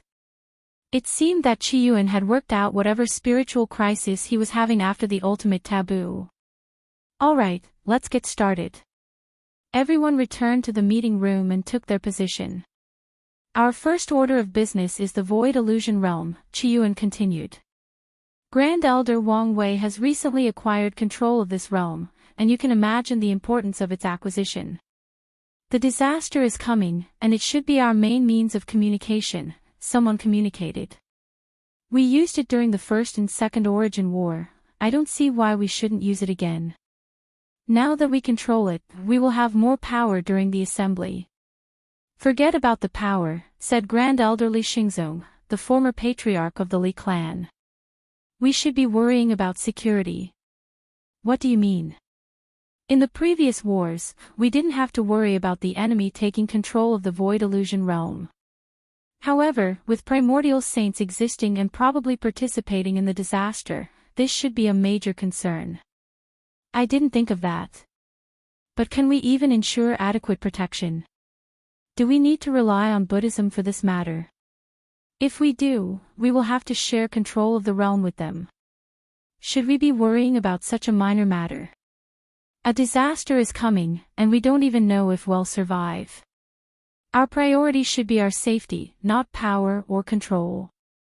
So, we agree to work with Buddhism.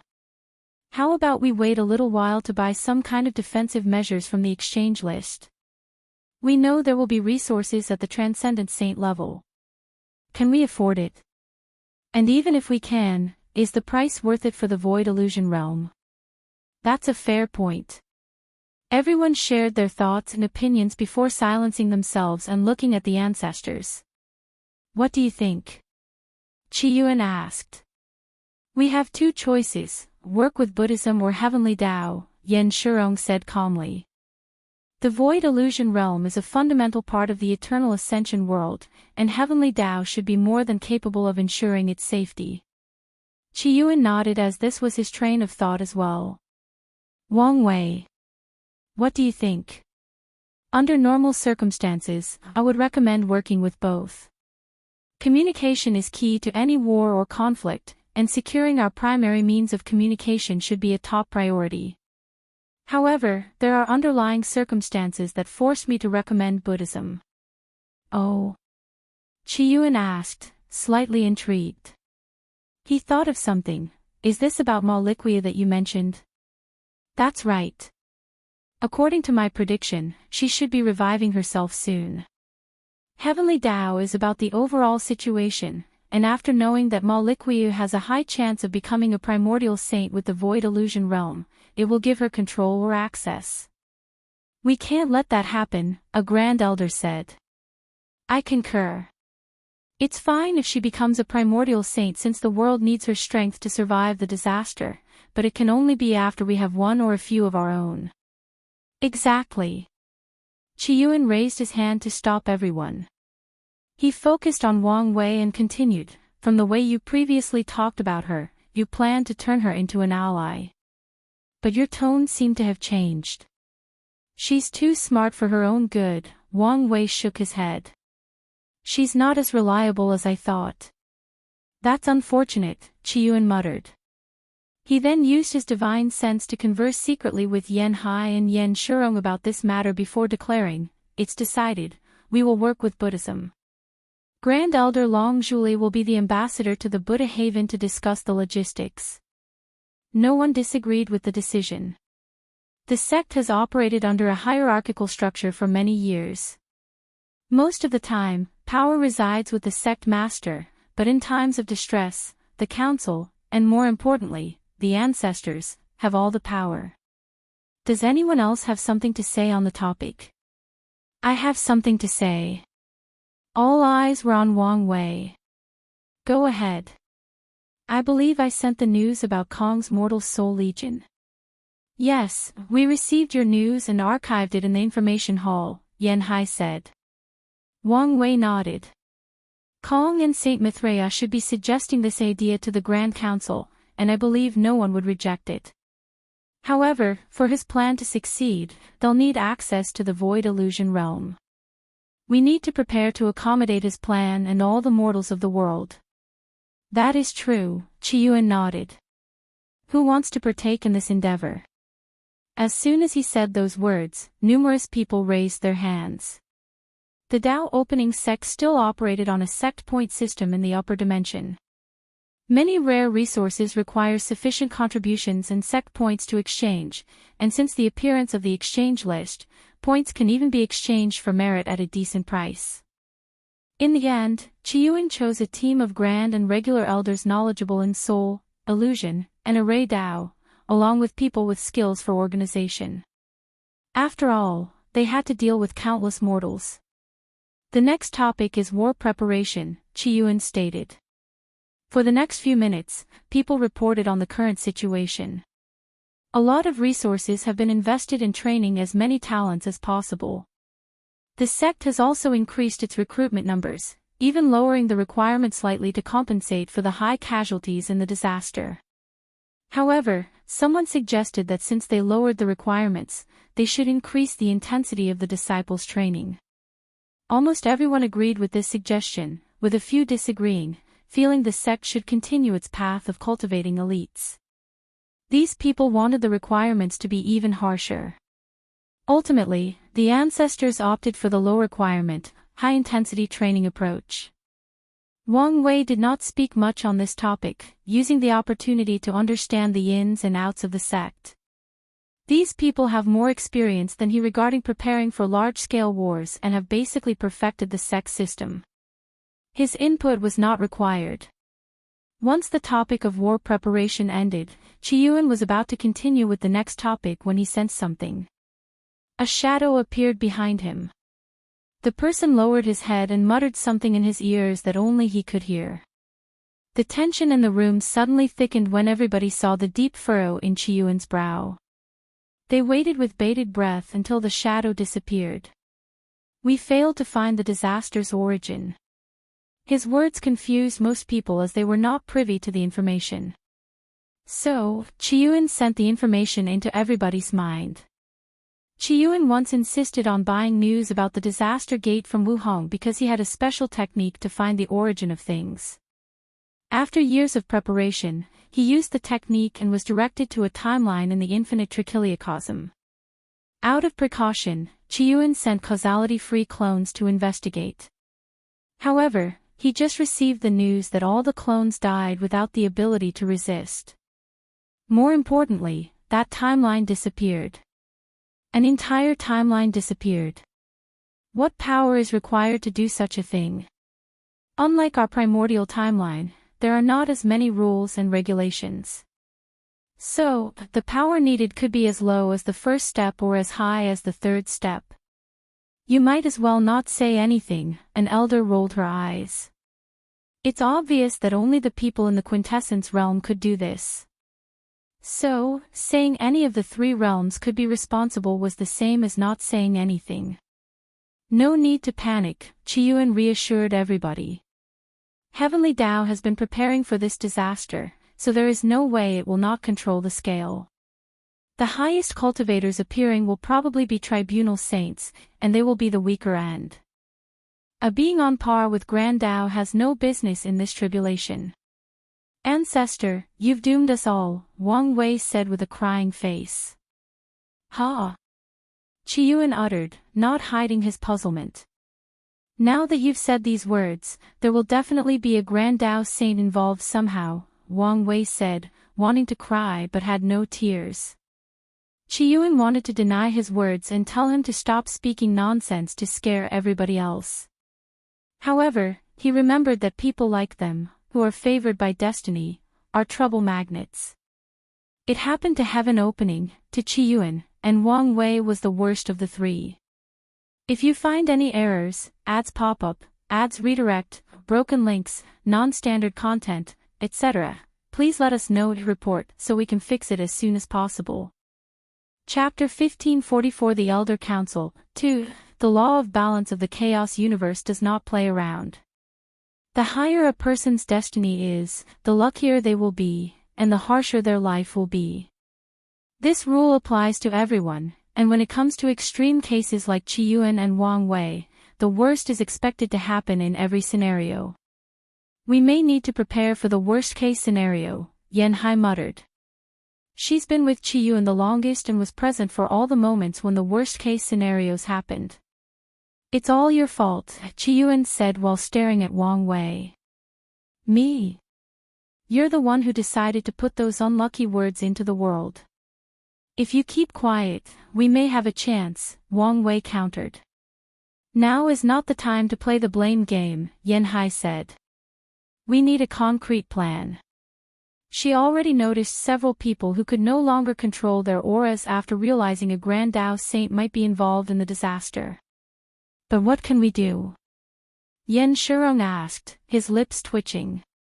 He had read the stories of his ancestors, and the current situation made him realize, in hindsight, how harsh their lives had been. He also realized he suffered the most during the ultimate taboo when he was with them. If the situation reaches that point and there is nothing we can do, we can only rely on our desperate safety net, Wang Wei said.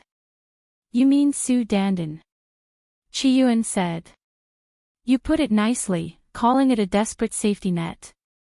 If they join the primeval body mansion as a way to save their lives from a Grand Dao Saint, the Dao opening sect might cease to exist, at least until they can survive and cultivate a saint on that level. However, would the mansion just allow them to grow? That path was the last resort and could only be used after all other options had been exhausted. We need to give that little girl more support if she's going to be our safety net, Yan Hai said. We should also increase our focus on body refining if we want to better acclimate to the mansion. So, should we increase our support in spreading the human fiend god bloodline? Yen Shurong asked. The new bloodline has significantly enhanced the sect's potential in numerous ways, including the creation of several potential primals. In the previous era, only pseudo-eternals had the opportunity to become primals, unless the cultivators walked the true power Dao realm path and achieved willpower manifestation. Unfortunately, not many people possessed the talent for body refinement, nor could they endure the pain that came with it. The human fiend god bloodline and the current spirit of cultivation of the sect have created numerous primal prospects that can use willpower manifestation instead of Dao will. We should. Even more, we should establish a strict system that encourages the awakening and development of our bloodline. But what about the reproduction issue? Yen Shurong asked. The law of balance of the universe is prevalent everywhere. Fiend gods are born powerful, but they have a slow growth period and low reproductive abilities. Humans are born weak, but compared to fiend gods, their speed of breeding is comparable to bunnies. The human fiend god cannot escape this balance. They cannot be powerful and have high reproduction. Wang Wei has circumvented this balance by sealing the bloodline of clan members, requiring them to awaken at a certain age, with a probability of failure. In other words, human fiend gods are technically born weak. However, this method will not be nearly enough once so many members of the clan have such a powerful bloodline. The way of balance is not a rigid rule or system, but more a will or consciousness that will change and adapt to any situation. Once the Dao opening sect becomes a bloodline faction with billions of members, it will trigger the balance mechanism. No need to worry about it, Qiyuan replied. Yen Shurong squinted as he understood the latter's meaning. Once they have one or a few transcendent saints, they can deal with the mechanism. Or, at the very least, reduce its effect. Now, their focus should be to spread the bloodline to prepare for the disaster and possible fusion with the primeval body mansion. I understand. Qiyuan looked at the elders. No need to panic. Our sect has survived for so long because we have remained calm, no matter the circumstances, and we have prepared for all scenarios. So, even if a Grand Dao Saint is somehow involved in this disaster, we will survive it. Qiyuan's white robe, calm demeanor, profound eyes, and an aura that indicated he was the origin of all Daos were indeed reassuring. Most of the elders who were panicking felt appeased. He even instilled a sense of confidence in them. Even the ones who did not completely trust his words did not immediately despair, which was a good sign. "Thank you, Ancestor," the elders said in unison, bowing slightly. The only person who secretly rolled his eyes was Wang Wei. He knew how terrifying Grand Tao Saint was. Although Hongzhen's storytelling used crude visions, he could still deduce from the context clues how terrifying in existence Pangu was. However, he was also not panicking about this news. If everything goes accordingly, the person who will be involved in the cause and effect of the Grand Tao Saint is Emperor Kong, not him. Wang Wei plans to activate his Black Qi luck ability during the entire disaster to remain unaffected by fate, destiny, luck, and cause and effect. He will do everything from the shadows and only show up when needed. "I'm about to enter my puppeteer era," Wang Wei thought with a smirk. Qiyuan nodded at everybody's response. He noticed Wang Wei's anomaly, but he did not point it out. "We have 2 more topics to discuss," he continued. "The first is about the Grand Assembly. The Qin Saint Court is in charge of this session, so we should prepare for the meeting. Although unlikely, we should prepare in case the Qin people are planning something. Would they dare? Especially with Saint Mithraea present. Don't think she is absolute. Who knows what people have brought from the ultimate taboo," one of the elders argued. Previously, everyone was injured or in limbo, so these methods could not be used. But that's no longer the case. There is also the fact that everybody now has contact with other worlds. Who knows if any of these people have already sold our world for profit? Aren't you exaggerating things? Maybe. But remember, if we can have the primeval body mansion as a backup, why can't they? That's true. The human emperor is a master of luck manipulation, so attendees should prepare. Additionally, their main array is a masterful creation. We should prepare in case they suddenly turn it against us. In that case, Wang Wei, Miscellaneous 1, Shadow Ruler, Sir Wang Bo, and Tang Song will attend the assembly with us. The elders looked at Wang Wei. They understood all the other choices. Grand Elder Shadow Ruler was here in case they needed to escape. Miscellaneous, Wang Bo, and Tang Song formed a team of rune and array masters to deal with the Qin court's array. So, why was this young Grand Elder chosen? Is this another case of the ancestors' favoritism? Wang Wei smiled before releasing the slight aura of his luck Dao. Then, an understanding dawned on everybody. They had no complaints. Although there were a few people who studied luck, none had such a pure aura. Maybe they would have protested before the ceremony, but now everybody chose to hold their tongues. "Let's continue," Qiyuan said. "One of the primary discussions is the fate of the Primarchs. What's your opinion? What is there to discuss? This is the perfect opportunity to weaken the temple. But is it that simple? We know the potential of the demon race. They have been occupied dealing with the innate demon gods, preventing them from growing and prospering. But once their enemy is out of the way, they will become a major problem. Not really. They still need to battle the temple, which means they will suffer immense casualties in the process. When they take the time to recuperate, we will use that opportunity to leave them behind. Why be so nice? We can secretly destabilize their faction and ensure they never recuperate." "I strongly disagree. We always had a somewhat amicable relationship with the demons. If we interfere too much in their affairs, it may drive them into cooperating with the Grand Sect Alliance. You guys need to stop thinking like it's the previous era, and think about the future. Saint Mithraea has already shown signs that she expects cooperation from all the overlords to survive the catastrophe. Do you really think she'll allow anyone to weaken the demon race? You have a point. So, do you think she will not allow the Primarchs to perish? Hard to say. They are an unstable variable, which may sway her decision. Deep sigh I miss the days when everything was relatively balanced. Now, she holds all the power. Don't say these words out loud. Your words make me even sadder. We have to adapt to the current situation. We allowed our pride to get in the way during the taboo, and this is the price to pay. If you find any errors, ads pop up, ads redirect, broken links, non-standard content, etc., please let us know to report so we can fix it as soon as possible. Chapter 1545 Elder Council 3. What do you think?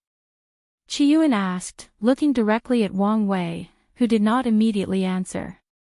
Instead, he took the time to access the information hall and reviewed all the news gathered by the sect during his absence about the temple. Things will not proceed as smoothly as most people think, Wang Wei finally said. The Primarchs are not stupid. They should have realized that their compatriot is setting them up, but they have remained calm and composed until now. They must have something to rely on to survive this ordeal. Based on the information, Wang Wei realized these Primarchs remained seated in their position without doing anything. They didn't fight with the Emperor Path demon gods, they barely tried to clear their names, and they haven't secretly tried to move some of their people away. The only explanation for their behavior is that they have accepted their fate, or they have something up their sleeve to survive the ordeal. Wang Wei believes it's the latter, especially after his deduction during his retreat. However, he did not bring it during this meeting because he was not too sure, and he hoped he was right. So, he decided to keep this news to himself and let things develop accordingly. It's indeed odd. At first, I thought they wanted to argue their case fairly during the assembly, but these old beasts should not be this naive, Yan Shirong added. These innate demon gods should understand that people want to eliminate them to weaken the temple, and finally settle the battle between innate and acquired life forms. Well, it's not much of a debate anymore since the acquired have won. However, many people still find them an eyesore, and they will be more than happy to eliminate them entirely. But what could their way of surviving be? Don't tell me they've sold themselves to foreign worlds, Yan Hai said. It's not impossible. They are not desperate and will probably do anything to survive, Qiyuan frowned. Who would they join? An elder asked. It could be any transcendent faction, or maybe the Heaven Law world, someone suggested. Transcendent faction can provide them with better protection, and the Heaven Law world was ruled by Primarchs, so it made sense to join their fellow compatriots. Does it matter who? We should focus on how to respond if it's true. It does matter. These traitors must have sold our news to other chaos worlds. You don't think these foreigners already know the state of our world? These hyenas have already prepared to benefit from the chaos. They haven't shown themselves because they are waiting to see the scale of the disaster. They want us to bear the brunt of the first wave of attacks. Wang Wei frowned after hearing these words. Why wasn't the Hong protection system activated? According to his fiancée, the system was not designed to protect the world from invaders, but it could also intercept communications. In other words, it was the wise move to activate it to keep news from leaking. The system is now completely under Heavenly Dao's control, Yan Hai explained. So, it wants the news to leak. Wang Wei uttered. He did not hide his sneer. It makes sense. If we fail the disaster, it would want foreign factions to take our place and continue the prosperity of the central destiny chaos world. Although Wang Wei's words were harsh, it contained some truth. Heavenly Dao has planned the rise of the eternal ascension world for too long, meaning it's prepared to do whatever it takes to ensure success, even if it means replacing the current inhabitants with foreign forces. We have never trusted Heavenly Dao, so our sect has long been prepared to compete with foreign forces to preserve our spot at the top of the hierarchy, Yan Shirong sneered. Wang Wei nodded. The disaster has many implications. On the lowest level, it is a reshuffling of the power board, removing the 13 overlord system and setting up a new system with transcendent factions at the top. However, at the highest level, the disaster's purpose is to launch the transcendent age, pushing the chaos universe into a new era. A few historians have argued that the Transcendent Age began with the revelation of the Quintessence realm, and some extreme scholars have even suggested that the end of the ultimate taboo marked the start of the age. However, Wang Wei believes the age will officially begin when the first true and complete primordial chaos saint from the eternal ascension world is born. This idea is why he encourages and tries to ensure Wu Hong is the first to do it. Let's get back on topic, Qiyuan said. What should our stand be about the fate of the Primarchs? I say we vote with everybody else and wait to see how they plan to save themselves. If they are indeed traitors, maybe we can put some of the blame on the temple and use this opportunity to weaken them. That's not a bad idea. I'm not too fond of how they are using us to clean up their house. The general consensus has been determined, and since the ancestors did not object, it was decided. The following discussion was still about the Grand Assembly, but it was more of a speculation of what other people might propose. The council also talked about the possible steps the assembly will take to prepare for war mobilization. This discussion lasted for several days before it came to a close. Then, Qiyuan and the other two had a serious look. For this next conversation, only the Grand Elders can participate. The others looked at each other before slowly and methodically leaving the meeting room, leaving the first row of individuals. Once everybody was out, Qiyuan, Yan Hai, and Yan Shirong moved. They acted together to activate an array that covered the meeting room. Their cautions increased the tension in the room, but everyone waited with bated breath. Grand Elder Xiai Weihan, Grand Elder Yin Shixing, Grand Elder Wang Liping, Grand Elder Two Fingers, and Grand Elder Zhou Shihong, please stand up. Everyone was now confused, so they looked at these five with suspicion. However, even these five elders were perplexed as to why they were called out. However, they followed orders and slowly stood up. All eyes were on them as people wondered whether it was a good or bad thing to be called out. Qiyuan did not waste time giving them an answer. He waved his hand to manifest black chains that instantly captured these five. Ancestor, what's the meaning of this? Wang Liping yelled. Yes, we did nothing wrong. Cooperate and you'll be released and compensated if you're discovered to be innocent, Qiyuan said calmly. He did a hand sign to activate the array, materializing a large mirror that shone on these five elders. Well? Yan Hai asked after a few minutes. Most of them are only unknown pawns. They probably didn't know their existence was tempered, Qiyuan replied calmly. That means there is a traitor. Who is it? Wang Liping. All eyes immediately shifted to a middle-aged man with an ordinary appearance, wearing all black. The man looked so bland that it was hard to believe he shared the Wang clan blood, or that he was a paragon in the first place. Ancestor, this must be a mistake, Wang Liping tried to argue. Who's behind him? Yan Hai asked, looking at him intently. Her sword will make many people in the room suffocate. I don't know, Qiyuan shook his head. What I know is he has been replaced long ago, with the original Wang Liping long dead. Such a perfect copy. Yan Shirong uttered. That's the scary part, Qiyuan nodded. What do we do with him? Do we try to get more information, or just eliminate him? Yan Shirong asked. The power that can make such a perfect copy is not something we can meddle with currently, so he must be eliminated, Qiyuan said firmly. No, you can't do this, a sword strike with unparalleled speed strikes out, instantly eliminating his body and soul. Yan Hai then closed her eyes to sense something. Less than 20 minutes later, she entered the river of time and returned a few minutes later. Everybody then sensed a slight change in the sect's luck. They understood what had happened. Grand Elder Liping was dead. They looked at Yan Hai with deep fear. They knew primals were scary, but this was on another level. The person most shocked by this event was Yan Shirong. He was on cloud 9 after becoming a primal, but after seeing how fast and easily Yan Hai found Wang Liping's time mark and killed him, he realized there were levels to primals. What should we do with the rest? Yan Hai asked. Wang Wei, can you help them? Qi Yuan asked. I'll try. Wang Wei approached the captured elders and observed for a few minutes.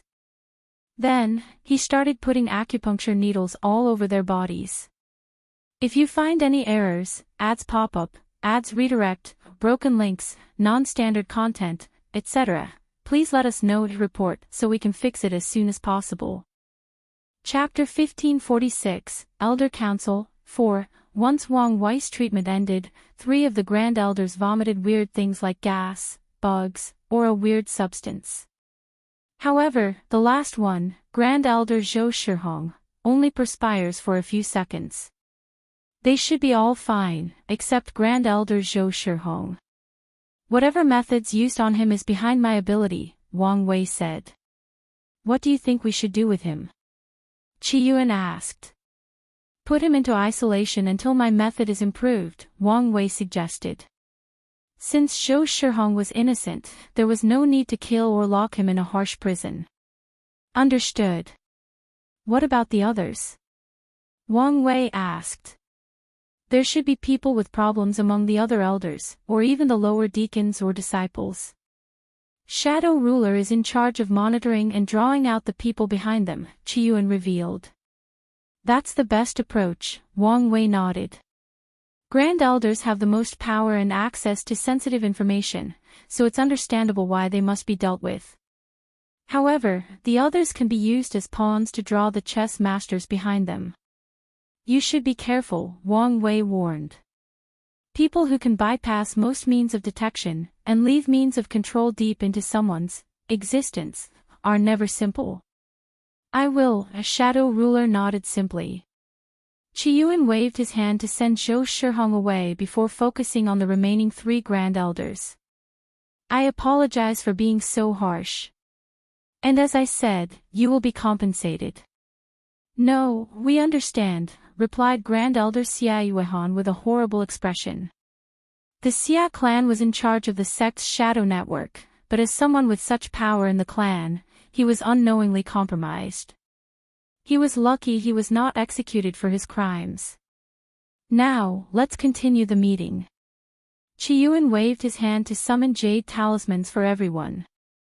However, there was a seal on the talisman with a contract that everyone must sign before reading the content. This contract seems to be an alternate form of the existence contract. It seems the sect has already started adapting to the upcoming age, Wang Wei commented as he signed the contract. However, his lips twitched immediately afterward. The content was the information Wang Wei provided. It was about the importance of the lower dimension and his heavenly emperor era, and his deduction about how the transcendent age will shape up with the Cardinal Tribunal creating new envoy positions like the Netherworld Emperor. Ancestor, is this news true? Someone asked. Yes. Grand Elder Wang Wei has deduced all this information and received news from a trusted Yama King, Qi Yuan nodded. Everyone glanced at Wang Wei for a few seconds, with some even nodding to him. We need to plan for the future now. For starters, we should increase our connection with the lower dimension. Communicate with them more often, try to provide more resources within the rules, and recruit more talent. Recruiting more talent. Are you suggesting we send a projection to the lower dimension to bring recruited talents back? That's right. You think Heavenly Tao would allow this? Such a method would mean people from the lower dimension can ascend without powerful cultivation, ending the concept of separation between the lower and upper dimensions. Don't be too quick to dismiss the idea. Heavenly Tao should understand the importance of the lower dimension, and that what we are doing is the future trend of heaven and earth. So, maybe, we can start a new precedent. Grand Elder Savage Body has a point. Plus, even if Heavenly Tao is uncooperative, we can designate one immortal sovereign in each generation to ascend and bring the recruited talents, someone suggested. The rules stated that ascending immortals can bring people with them, so this was a way to achieve their goals. I agree with these suggestions, but I should remind everybody that with the upcoming disaster, the lower dimension will probably be isolated once again, Miscellaneous stated. We can start now before the blockage, setting up the foundation for later. I agree with this idea, but do we really need to start recruiting now? Grand Elder Wang Wei deduces that in the future, the people in the lower dimension will have a higher chance of entering the quintessence realm. The key phrase is in the future. All eyes were on Wang Wei, waiting for his opinion. It's been more than 33 generations in the lower dimension, Wang Wei said calmly. By now, the mindset of all cultivators or heaven chosen has changed. The moment they start cultivating, they also start to plan what their legacy or minor construct will be after proving the Tao. So, yes, the effects should have already started. The elders mulled over his words, and soon afterward, many showed a look of envy. Imagine if they had started planning on how to build a construct, which is something crucial to Grand Tao saints, at the age of 14 and 15, when they began cultivating. The benefits of such an advantage are immeasurable. Maybe we should start training our disciples with the same mindset, Yan Hai suggested. What do you have in mind? We apply a new system that, after proving the Tao, they must create a minor construct that either benefits the mortal civilization in our territory or the sect in general. We grade the final product and reward based on the effect. But wouldn't such a move alarm the other factions? Someone asked. I doubt it will be much of an issue, Qiyuan said. Few people will be able to deduce that a grand construct is the key to becoming a Grand Tao saint, and even if they did, they might not be able to connect it to what the Tao opening sect or the lower dimension is doing. More importantly, their sect is known for trying different methods of training their disciple, so many people will think as such for a while. By the time everybody catches up, they will have an overwhelming advantage. What do you think? Yan Hai said, looking at Wang Wei. I support the idea, but I think our focus should be on the lower dimension. You don't think the effect will be the same? It won't, Wang Wei replied, a little too reassured. The concept of creating a minor construct has become a cultural zeitgeist in the lower dimension. Everyone wants to do it because it's the way for them to achieve fame, wealth, and to be forever immortalized in the annals of history. I would not be surprised if there is already a trend of selling or stealing other people's ideas for constructs. That's how vital and ingrained the process will be to the lower dimension. And you seem to have overlooked what makes these things minor construct. Heavenly Tao accepts these dimensions and fuses them as an essential part of the world, granting the creator passive knowledge of the essence of a heaven and earth construct. In other words, the one our disciple would create would be mere copies, and not valid constructs, unless heaven and earth acknowledge them. I'm not even mentioning other things like the merit received for the achievement and the blessing of destiny of the Heavenly Emperor era. We could do our best to make our disciples here have a similar mindset and benefit, but it will not be the same. Wang Wei built the dream world and the Heavenly Emperor system, and during his retreat, he also learned the essence and advantages of these minor constructs. He plans to use the knowledge he received from the minor construct to help him create his flawed Tao quintessence. The room entered a momentary silence due Wang Wei's words. Everyone frowned or had a pondering look, especially the sect members with origins in the upper dimension. In that case, why don't we send our disciples to cultivate in the lower dimension? Grand Elder Li Xingzong said. Wouldn't that cause more problems? We want to set a positive trend for Heavenly Tao. But if we start interfering with the prosperity of the lower dimension, we will probably be punished instead of being granted an exception. We don't have to send many people. We can choose the most talented and send them when they are still mortals, forcing them to grow from the lowest level. We can even ask them to only compete in the heaven wills of foreign worlds and leave the myriad emperor world alone, Li Xingzong continued. It could help if their people stay away from the destiny center of the lower dimension. We can try and see Heavenly Tao's response, Miscellaneous said. However, I recommend we send projections to try and study these minor constructs. We may benefit more from this approach. That's not a bad idea. However, Grand Tao will not appreciate so many projections, even if we were to seal our strength to the limit of the lower dimension. So, how about a schedule? Turtle Shell suggested. I agree. In that case, let's create a concrete plan, Chiyuan nodded. Everyone discussed and created a concrete plan for all the previously discussed topics. The council then elected individuals who would execute these resolutions and planned a reward for them in recognition of their work. However, the meeting was not over, as they had only discussed the issue of the lower dimension. The next topic was the division of the transcendent age and the role of the cardinal tribunal. And the person who started the conversation was held judgment. If you find any errors, ads pop up, ads redirect, broken links, non-standard content, etc., please let us know to report so we can fix it as soon as possible. Chapter 1547, The Elder Council, Finale. You mentioned that the Earth Emperor position will be a way to condense the soul quintessence. Held Judgment asked. That's my theory, Wang Wei nodded. In that case, I want the sect support to compete for the position. Are you sure? You saw my deduction on the limits and restrictions on that path, Wang Wei said. Many people are hopeful for the future, thinking they can one day become a primordial chaos saint. However, I am a realist. I know the barrier for the next realm will be 1,000,000 times more challenging than the Paragon realm. Held Judgment allowed his words to simmer. Will it be easy to enter the next realm? No one dares say that.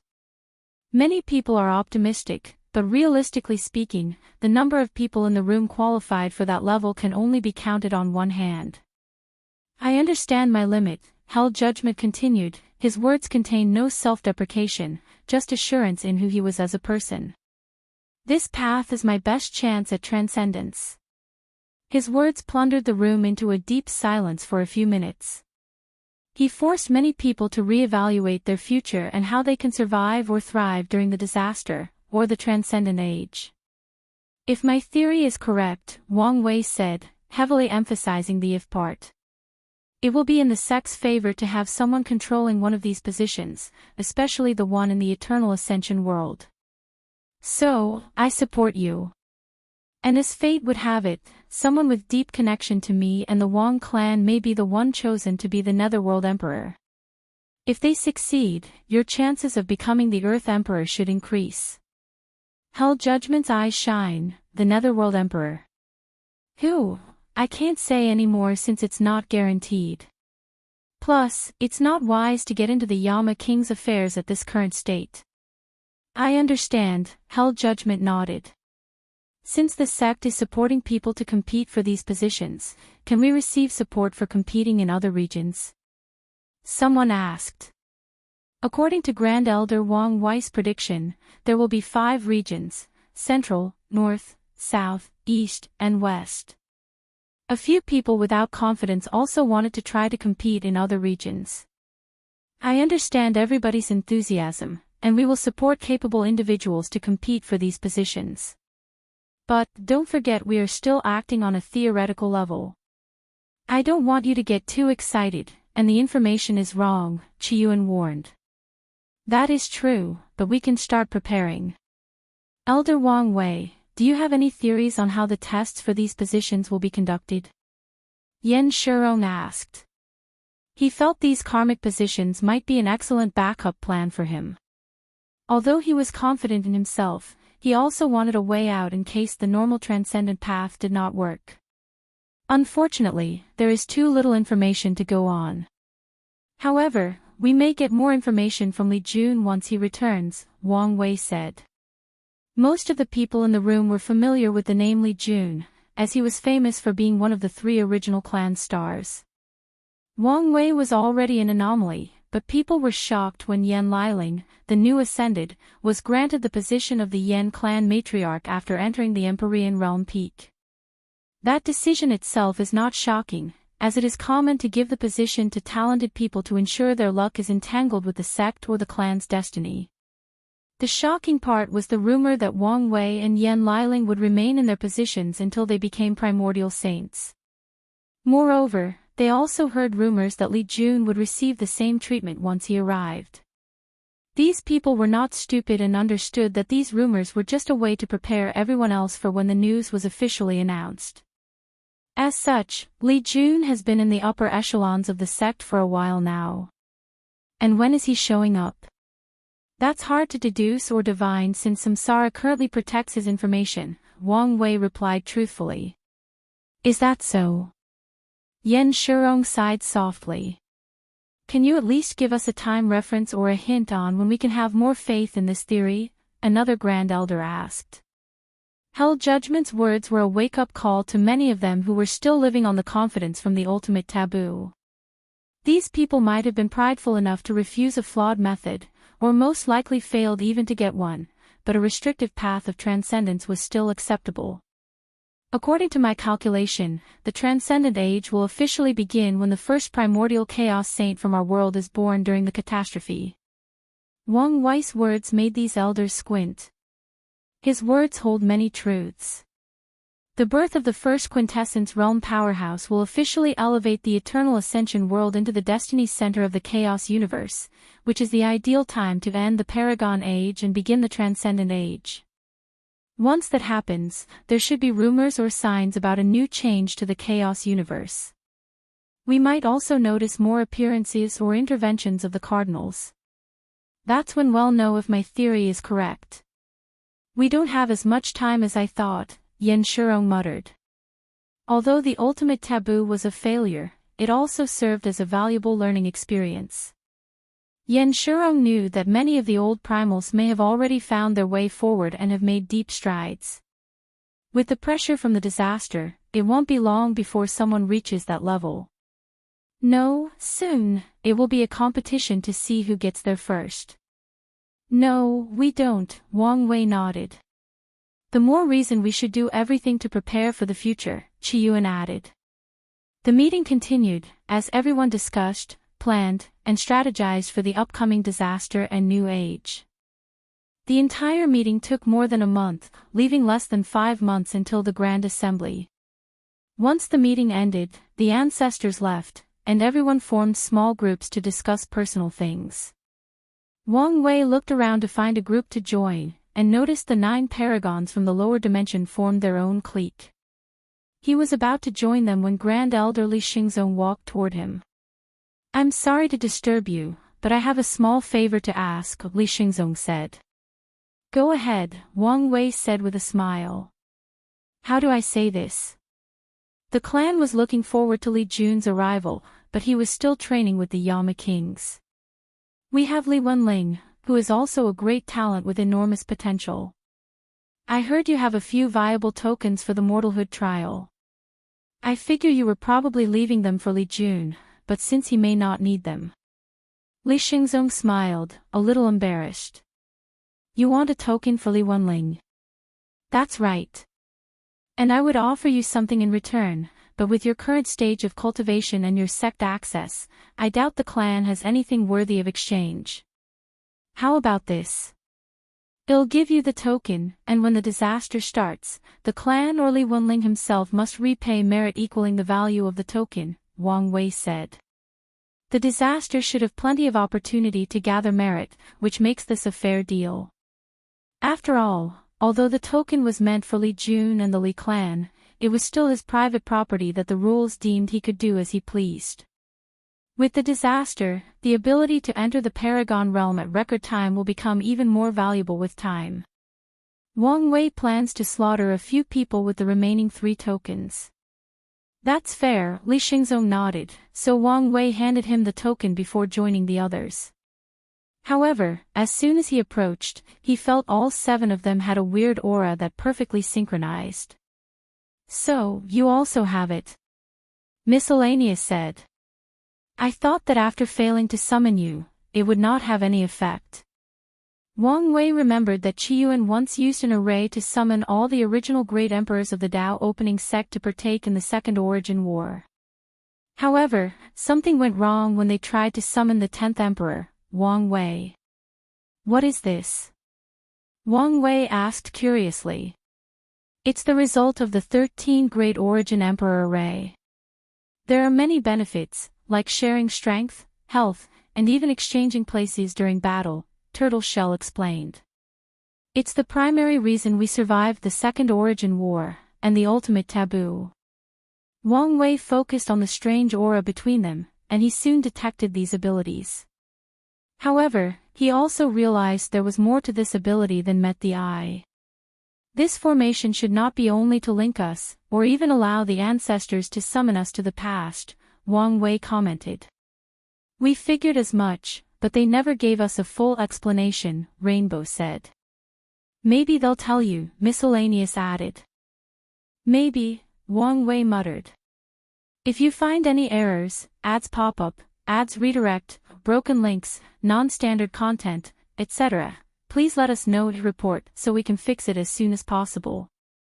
Chapter 1548, The Truth About Battle Maniac. You know, it's an honor to meet all of you. I grew up hearing your stories, Wang Wei said with a smile. Ah, your tales are way more legendary than ours, Turtle Shell laughed. True. Now, you're more powerful than most of us, Miscellaneous sighed deeply. Wang Wei smiled politely. Among all of them, only Miscellaneous and Shadow Ruler had met one of the requirements to become primal, with the former being in the same realm as Wang Wei, and Shadow Ruler having met 2 of the 3 requirements. Turtle Shell showed signs of reaching that level, but he wasn't quite there yet. Unfortunately, Rainbow and Hell Judgment were just peak paragons. I would also like to thank you for sealing my identity as the Myriad Devourer, Wang Wei said. It was the ancestors' decision. I just followed orders, Miscellaneous nodded. Regardless, Wang Wei nodded. This action might have saved him some trouble. There is something I'm rather curious about, but I don't know if it's appropriate to ask. You want to know how we could travel through time without repercussions? Turtle Shell asked. I want to know how you guys got away with it. Why don't you explain it?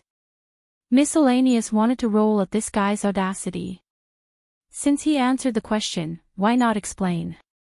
Regardless, he still gave Wang Wei an answer. It started the same way for everyone. As soon as we ascended, we were given a strange cultivation technique and ordered to enter seclusion and not interact with anybody or anything from the outside world. The cultivation technique allowed us to summon our Tao imprint from the Grand Tao source and preserve it in a strange manner inside our sea of consciousness. Then, a magic circle appeared on the floor and teleported us through a turbulent journey through the river of time. Wang Wei listened attentively. Once we arrived at our destination, the ancestors ordered us to take out the Tao imprint, and they somehow used it to give us another identity. Another identity? I see. If you were technically someone else, then it removes the paradox of existing before you were born, Wang Wei commented. Exactly. While that makes sense, it won't change the butterfly effect of traveling to the past in the first place. Your very presence in the past could have created effects that prevented your birth, and more, unless your timeline was protected from any cause and effect. I really like talking to people like you. It saves me a lot of effort, Miscellaneous nodded gently. Wang Wei smiled. Was it easy to protect your timeline? No, it wasn't, Turtle Shell replied. We were given a list of events that were supposed to happen to us. Occasionally, we would return to the present and ensure that these events occurred. Not to mention the time wraiths that would attack us on occasion. The entire situation was absurd. Our entire life was reduced to a checklist of things we were supposed to experience, but the entire thing felt like a sham, Rainbow said with a wry smile. We were lucky that we did not travel that deep into the past compared to ancestrally. Oh. By the time we ascended, it was the middle to end of the Second Origin War, and we traveled to the beginning of the war, which is not too long a period in the grand scheme of things, Miscellaneous explained. The Second Origin War covered the entire Chaos universe, making it probably one of the longest and largest wars of the Paragon Age. So, it was indeed a short period compared to Li Ming, who was teleported to the First Origin War. Did you guys regret doing it? Wang Wei asked. I didn't, Hell Judgment finally said a word. It made me who I am today. I don't think I would easily reach this realm without that experience. Me too, Rainbow nodded. Too much fighting for my liking, Turtle Shell responded. He never truly enjoyed fighting, which is why his Tao is primarily focused on defense. I'm half and half on the experience, Miscellaneous replied. It was fine, Shadow Ruler said. I see, Wang Wei nodded. The six of them chatted briefly before Wang Wei talked to a few other people, trying to get to know them. Then, he left the meeting room to teleport to Qiyuan's origin mountain. The mountain contained a large white river with 3,800 pillars, each containing an aura of a unique Tao. At the center of the white river was a luxurious, gold-white mansion, which was Wang Wei's destination. Qiyuan and Yan Hai were already waiting for him inside a simple room. Wang Wei found a cushion and sat down. How did you feel about your first meeting? Qiyuan asked. It was better than I expected, Wang Wei answered truthfully. Many of these elders were intelligent or had extensive experience, enabling them to analyze every situation in great detail. In the lower dimension, Wang Wei often had to take charge of meetings like this, leading most of the conversation. Now, he only had to give his insight a few times. You never had to because of how fast you grow and because I felt there was no need, but most elders must take an intense course in government and analysis after becoming a paragon. We design entire worlds for them to learn and gain experience, Qiyuan explained, having guessed what he was thinking. I remember reading about that, Wang Wei nodded. He saw that information in the introduction of the sect that he read. Such a program reminded me of the Imperial exam. That was one of the inspirations for its inception, Yan Hai said. Makes sense. So, why did you want to meet us? Qiyuan asked. During my retreat, I took a visit home, and got some information that I wanted to share, Wang Wei said before sending the information about perfection, observer, and so on with them. Of course, he did not mention his conversation with Hongjun, Anansi, and Yahweh. My theory was right. The last trial was all the failed experiments of the first transcendent. It was called the Observer. Qiyuan muttered. Do you think the reason Grand Dao never erased these flawed methods despite them not fitting the proper way of transcendence is because she feared it would make the observer mad? Yan Hai asked. Probably. Grand Dao might be bold enough to use something that belongs to a higher entity, but it would not dare erase any part of it, Qiyuan commented. However, he soon frowned. The question is, how did our erase summon these flawed records?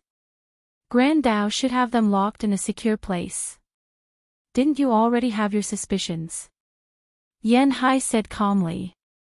Someone was using us as pawns. Their target was probably the entire record, but it failed in the end, summoning only the failed experiments or the discarded record. The question is who?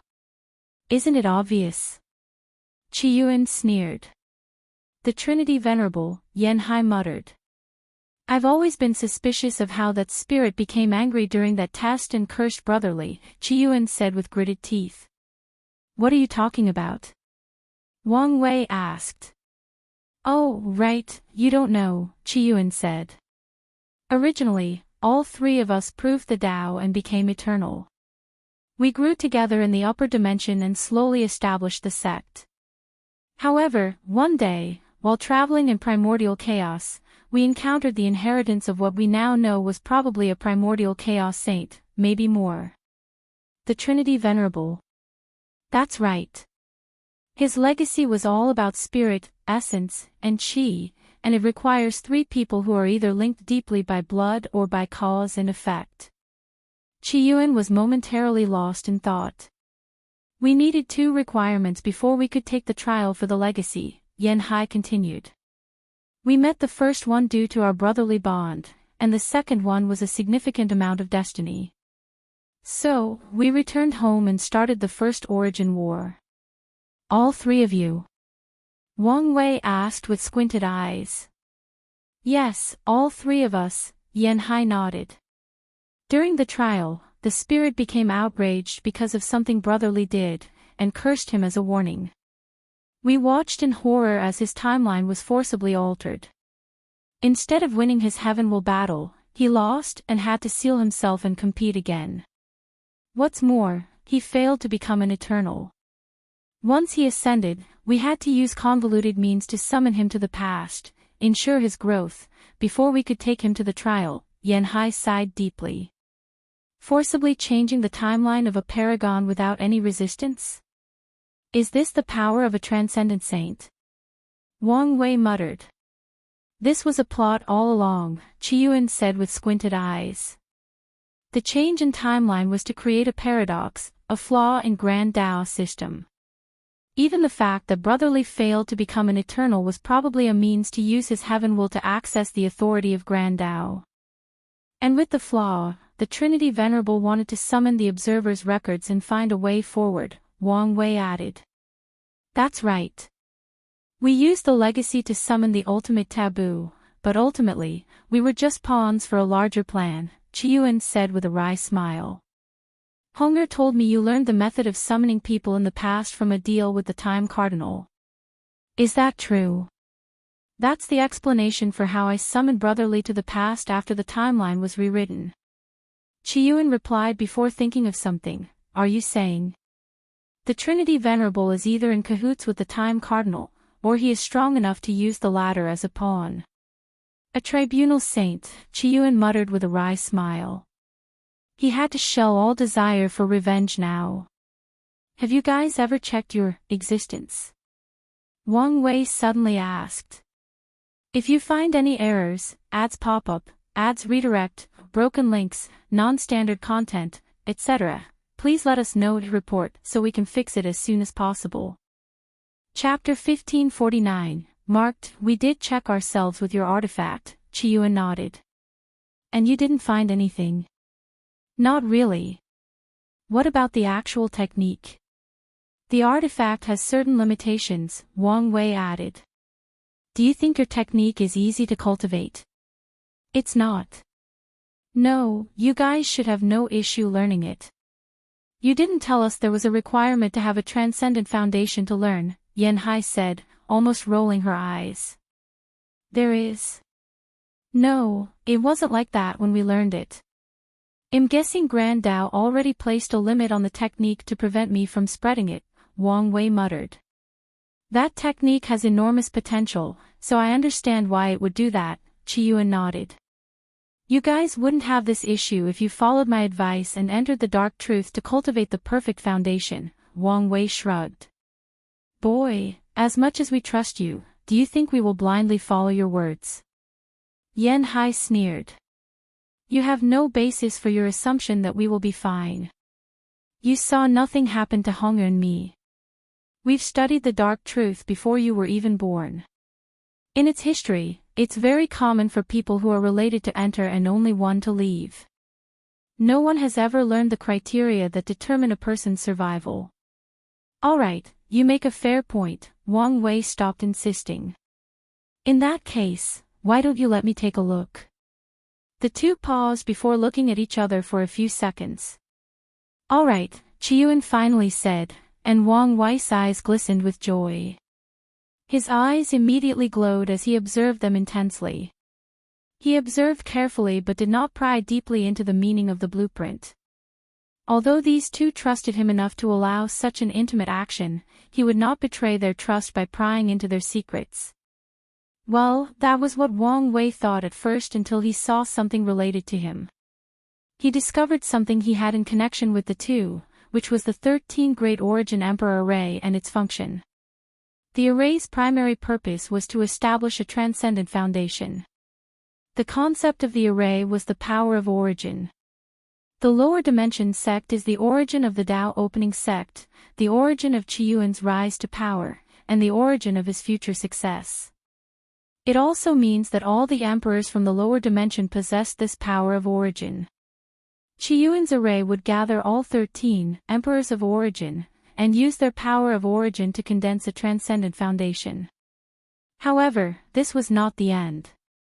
Wang Wei discovered that he would use the Trinity Venerable's legacy, which connected him to Yanhai and Battle Maniac, to share that foundation. Qiyuan would also return feedback to the other emperors, but Wang Wei discovered that the feedback could only raise the potential of others and not give them a transcendent foundation. In other words, it's useless to me, father, Wang Chong, Dong Lifan and Kai Song, Wang Wei thought. Well, it was better than nothing. Anyway, Qiyuan's foundation was flawed since he failed to summon Wang Wei, and 11th to 13th emperors have not reached the peak of the Paragon realm yet. Besides this small part that Wang Wei pried on, he barely had a surface look on the other markings of the blueprint. He sensed he was missing something, but no matter how he tried, he could not find the answer. So, Wang Wei used a bit of his transcendent luck, his perfection aura, and his power of nothingness to boost his ocular technique. There it is. You found something? Yan Hai asked. The process of being observed was quite uncomfortable, especially since he was so closed and being so brazen. She forced herself to wait, but she was about to lose patience because of how long he was taking. Yes, there is something that does not belong.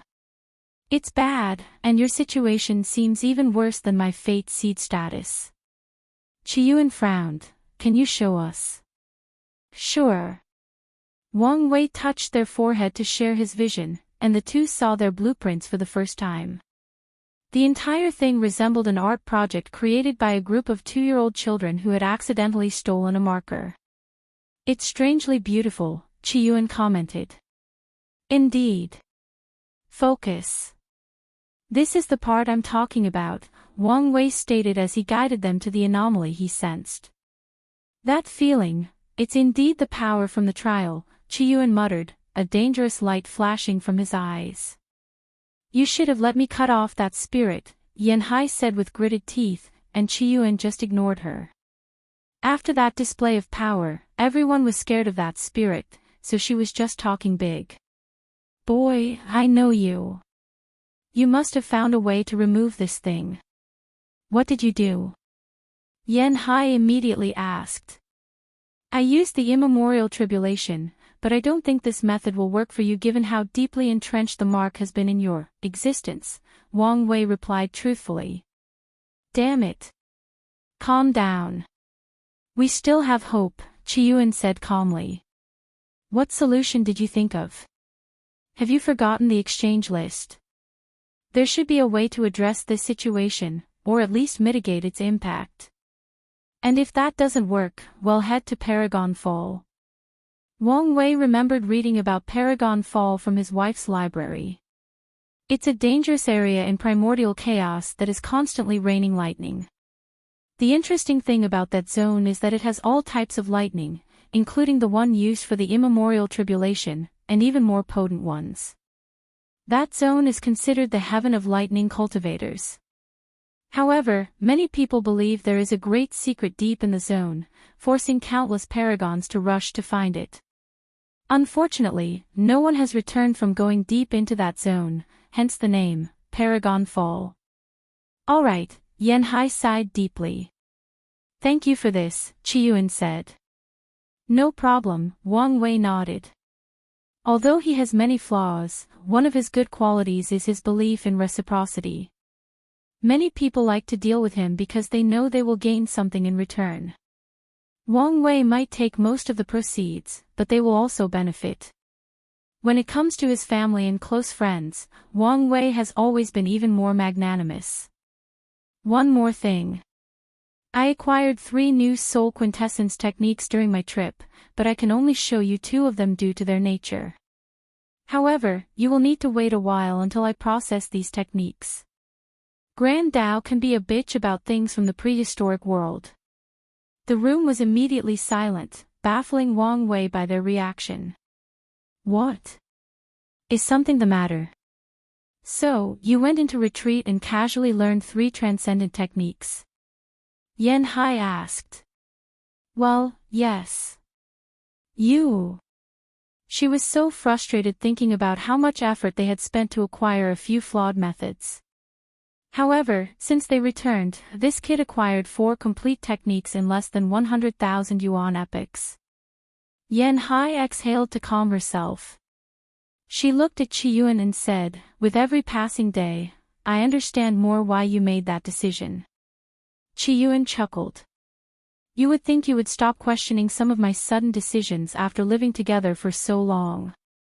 He smiled at Wang Wei. "We have no issue with waiting." "Good. Well, I have some last-minute preparation before the assembly," Wang Wei said as he slowly stood up. "We know you're going to see my daughter-in-law," Yanhai said with a smile. She gave him a thumbs up. "Good job, kid." Wang Wei's lips twitched. He decided to ignore her. "By the way, what happened to Dong Lifin? Why can't I sense her in the sect?" "An accident occurred during her ascension," Yanhai replied. "Oh." She was directly teleported to a hidden dimension with a fortunate encounter. However, after she passed the trials, she was teleported to another source chaos world. "I sent someone to take her back." "Is that so?" Wang Wei muttered with a frown. "What is it?" "I have a bad feeling about this." "How about you send more people?" "I can go if that will appease your mind," Yanhai suggested.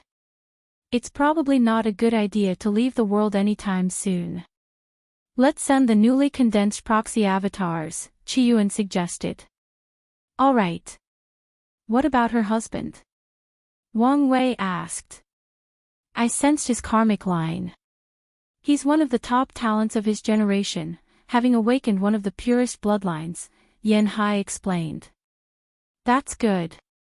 "Well, I'm off," Wang Wei said. "Wait, don't forget to hand over your Grand Mist World," Yanhai reminded. One of the resolutions/preparations for the disaster was the Grand Mist Plan. All Empyreans and above cultivators will hand over their Grand Mist World, and the sect will link them together to increase the manufacturing of creation lives as soldiers for the disaster. This plan has been a common tactic among top lineages in the upper dimension for some time during times of war. Linking all the Grand Mist Worlds together boosts the number of creations one world can produce individually, and increases the chances of the creation life forms from passing their tribulation. Additionally, the world can form a network that the sect can loan to individuals for cultivating. Empyreans and above can boost their speed of cultivation by linking their mind to the soul of all the lives in their world. However, with the network, they will have access to thousands of worlds. Unfortunately, the array used for this tactic is expensive to operate, especially since it must protect the souls of their cultivators from being influenced by the multitude of minds. Otherwise, it would have become a common tactic used even in non-war times. "Oh, right," Wang Wei nodded before teleporting away. He handed his Grand Mist World before teleporting away from the sect. Unlike what Yanhai believed, he was not going to see Wuhong. His destination was an old place with some history, the non-causality heaven. If you find any errors, ads pop up, ads redirect, broken links, non-standard content, etc., please let us know to report so we can fix it as soon as possible. Chapter 1550, The Chessboard. Wang Wei has some karma with this place called the non-causality heaven. He once found a Dao Lord who was trying to enter the Paragon realm secretly, but he died and was turned into a karma puppet. Wang Wei stole the puppet and used it to improve his karma unbound physique. "This place should have remembered me, so let's be careful," Wang Wei thought as he entered an invisible state with his power of nothingness. He also isolated all his causality to prevent this area from detecting him. He headed straight into the depths of this zone before summoning a chessboard. Anyone glancing at the board wouldn't be able to tell if it was based on Western chess, Go, Xinqi, or any of the chess games in the Eternal Ascension world. Wang Wei observed the board and nodded in satisfaction. His clone did an excellent job of using the Karma Jinx stone from his grandmother to refine this artifact. The last step is the pieces, Wang Wei thought.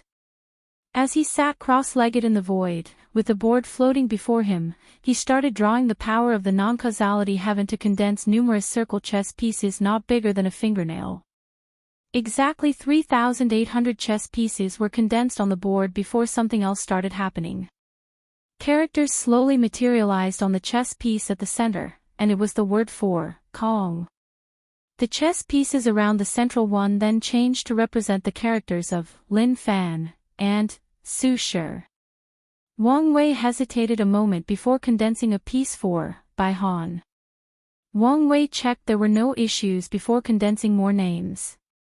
Most of the people he had met and had some karma with appeared as chess pieces, including figures like Ying Zhang and the Heavenly Serpent Empress. Should I add the ancestors? Besides his wife, the people in his sect were the only ones he did not condense a chess piece for. I don't need this to influence them, so better not. If his actions are discovered, it could complicate things, so it was better not to do it. Plus, he did not need the board to mobilize the power of his sect. Wang Wei's gaze then shifted to a group of pieces with vague characters. These names were all the primals of the other factions. While he had dealings with their faction, Wang Wei had never met them personally, or formed deep karma with them. The assembly is the perfect time to condense these pieces, Wang Wei thought. He put the board inside his sea of consciousness, but he did not immediately leave. Instead, he condensed a new clone and handed him the negative karma from his time as the Myriad Devourer, tasking him to refine another weapon. Only did Wang Wei leave and return to the sect. He wanted to see his wife, but figured she was busy. So, he decided they could communicate with arrays when she had time.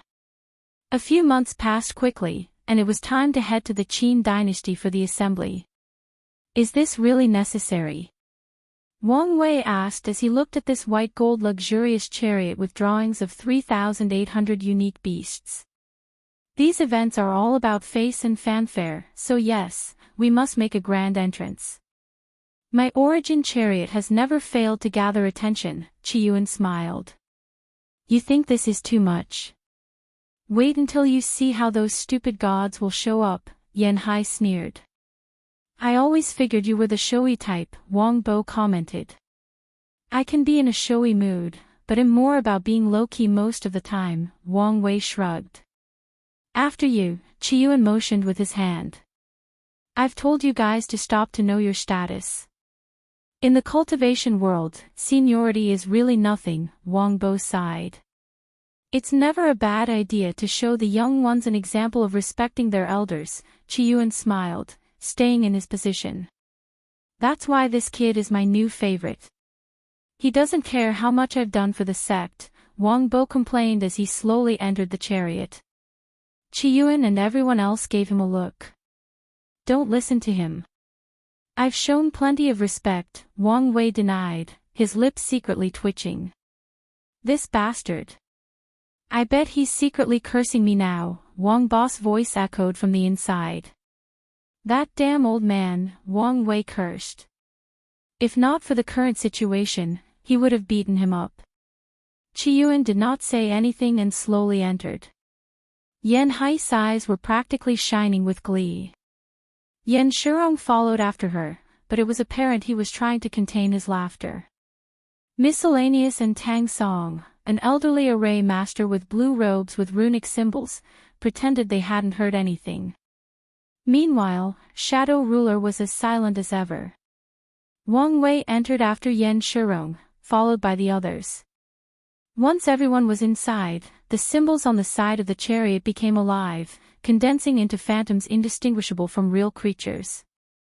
Then, these rare and mythical creatures started driving the chariot, making the entire expedition even more grandiose than it was. The interior dimension of the chariot was obviously extended, allowing everyone to have their own room. The other elders secluded themselves, but Wang Wei, Wang Bo, Yan Hai, and Yan Shirong started drinking and talking together. Is that your chaos brew? It's been a while since I've had a taste, Wang Bo commented as he swallowed the contents of his wine bowl in a gulp. By heaven, the taste is better than I remember. The last time you had was before you sealed yourself, Qiyuan said as he slowly sipped. I've improved the refining process more than a dozen times by now. You first brewed this after what happened to Li Ming, right? You wanted to drink your problem, Wang Bo said as his wine cup automatically refilled itself. I know you blame yourself, but there wasn't anything you could do then. Wang Bo remembered the state Qiyuan was in when he woke him from his seal to talk. I know, Qiyuan nodded. After that conversation with Wang Wei, he understood what happened to Li Ming was a plot. It could have happened to either of them. Li Ming might have just been unlucky. I'm glad you overcame that mental barrier, Wang Bo nodded before looking at Wang Wei. Kid, why aren't you saying anything? Isn't the wine to your liking? Wang Wei glanced at him before continuing his own thing, which was enjoying his wine and observing the outside. His action made Wang Bo laugh boisterously. Kid, don't you know how to respect your elders? Do you want me to take out the bamboo? Yan Hai threatened. However, Wang Wei just rolled his eyes at her and ignored everybody. You. Alright, Qiyuan calmed her down, and Yan Hai snorted coldly. After everyone was inside, the chariot teleported to the outskirts of the Qin dynasty's territory before flying toward the central domain. Wang Wei used this opportunity to check the situation of the dynasty. Things were nothing like what he expected. Firstly, he saw signs of his mortal civilization. Everywhere in the dynasty's territory, enlightened mortals can be seen, and even if they have not awakened their spiritual powers, their bodies have been modified to be healthy and live a long life. Wang Wei was not surprised by this outcome, as he had expected these factions to steal his idea. However, he did not expect Qin to incorporate so much of his civilization into their rules. Wang Wei even saw some mortal military using Tier 9 power armors.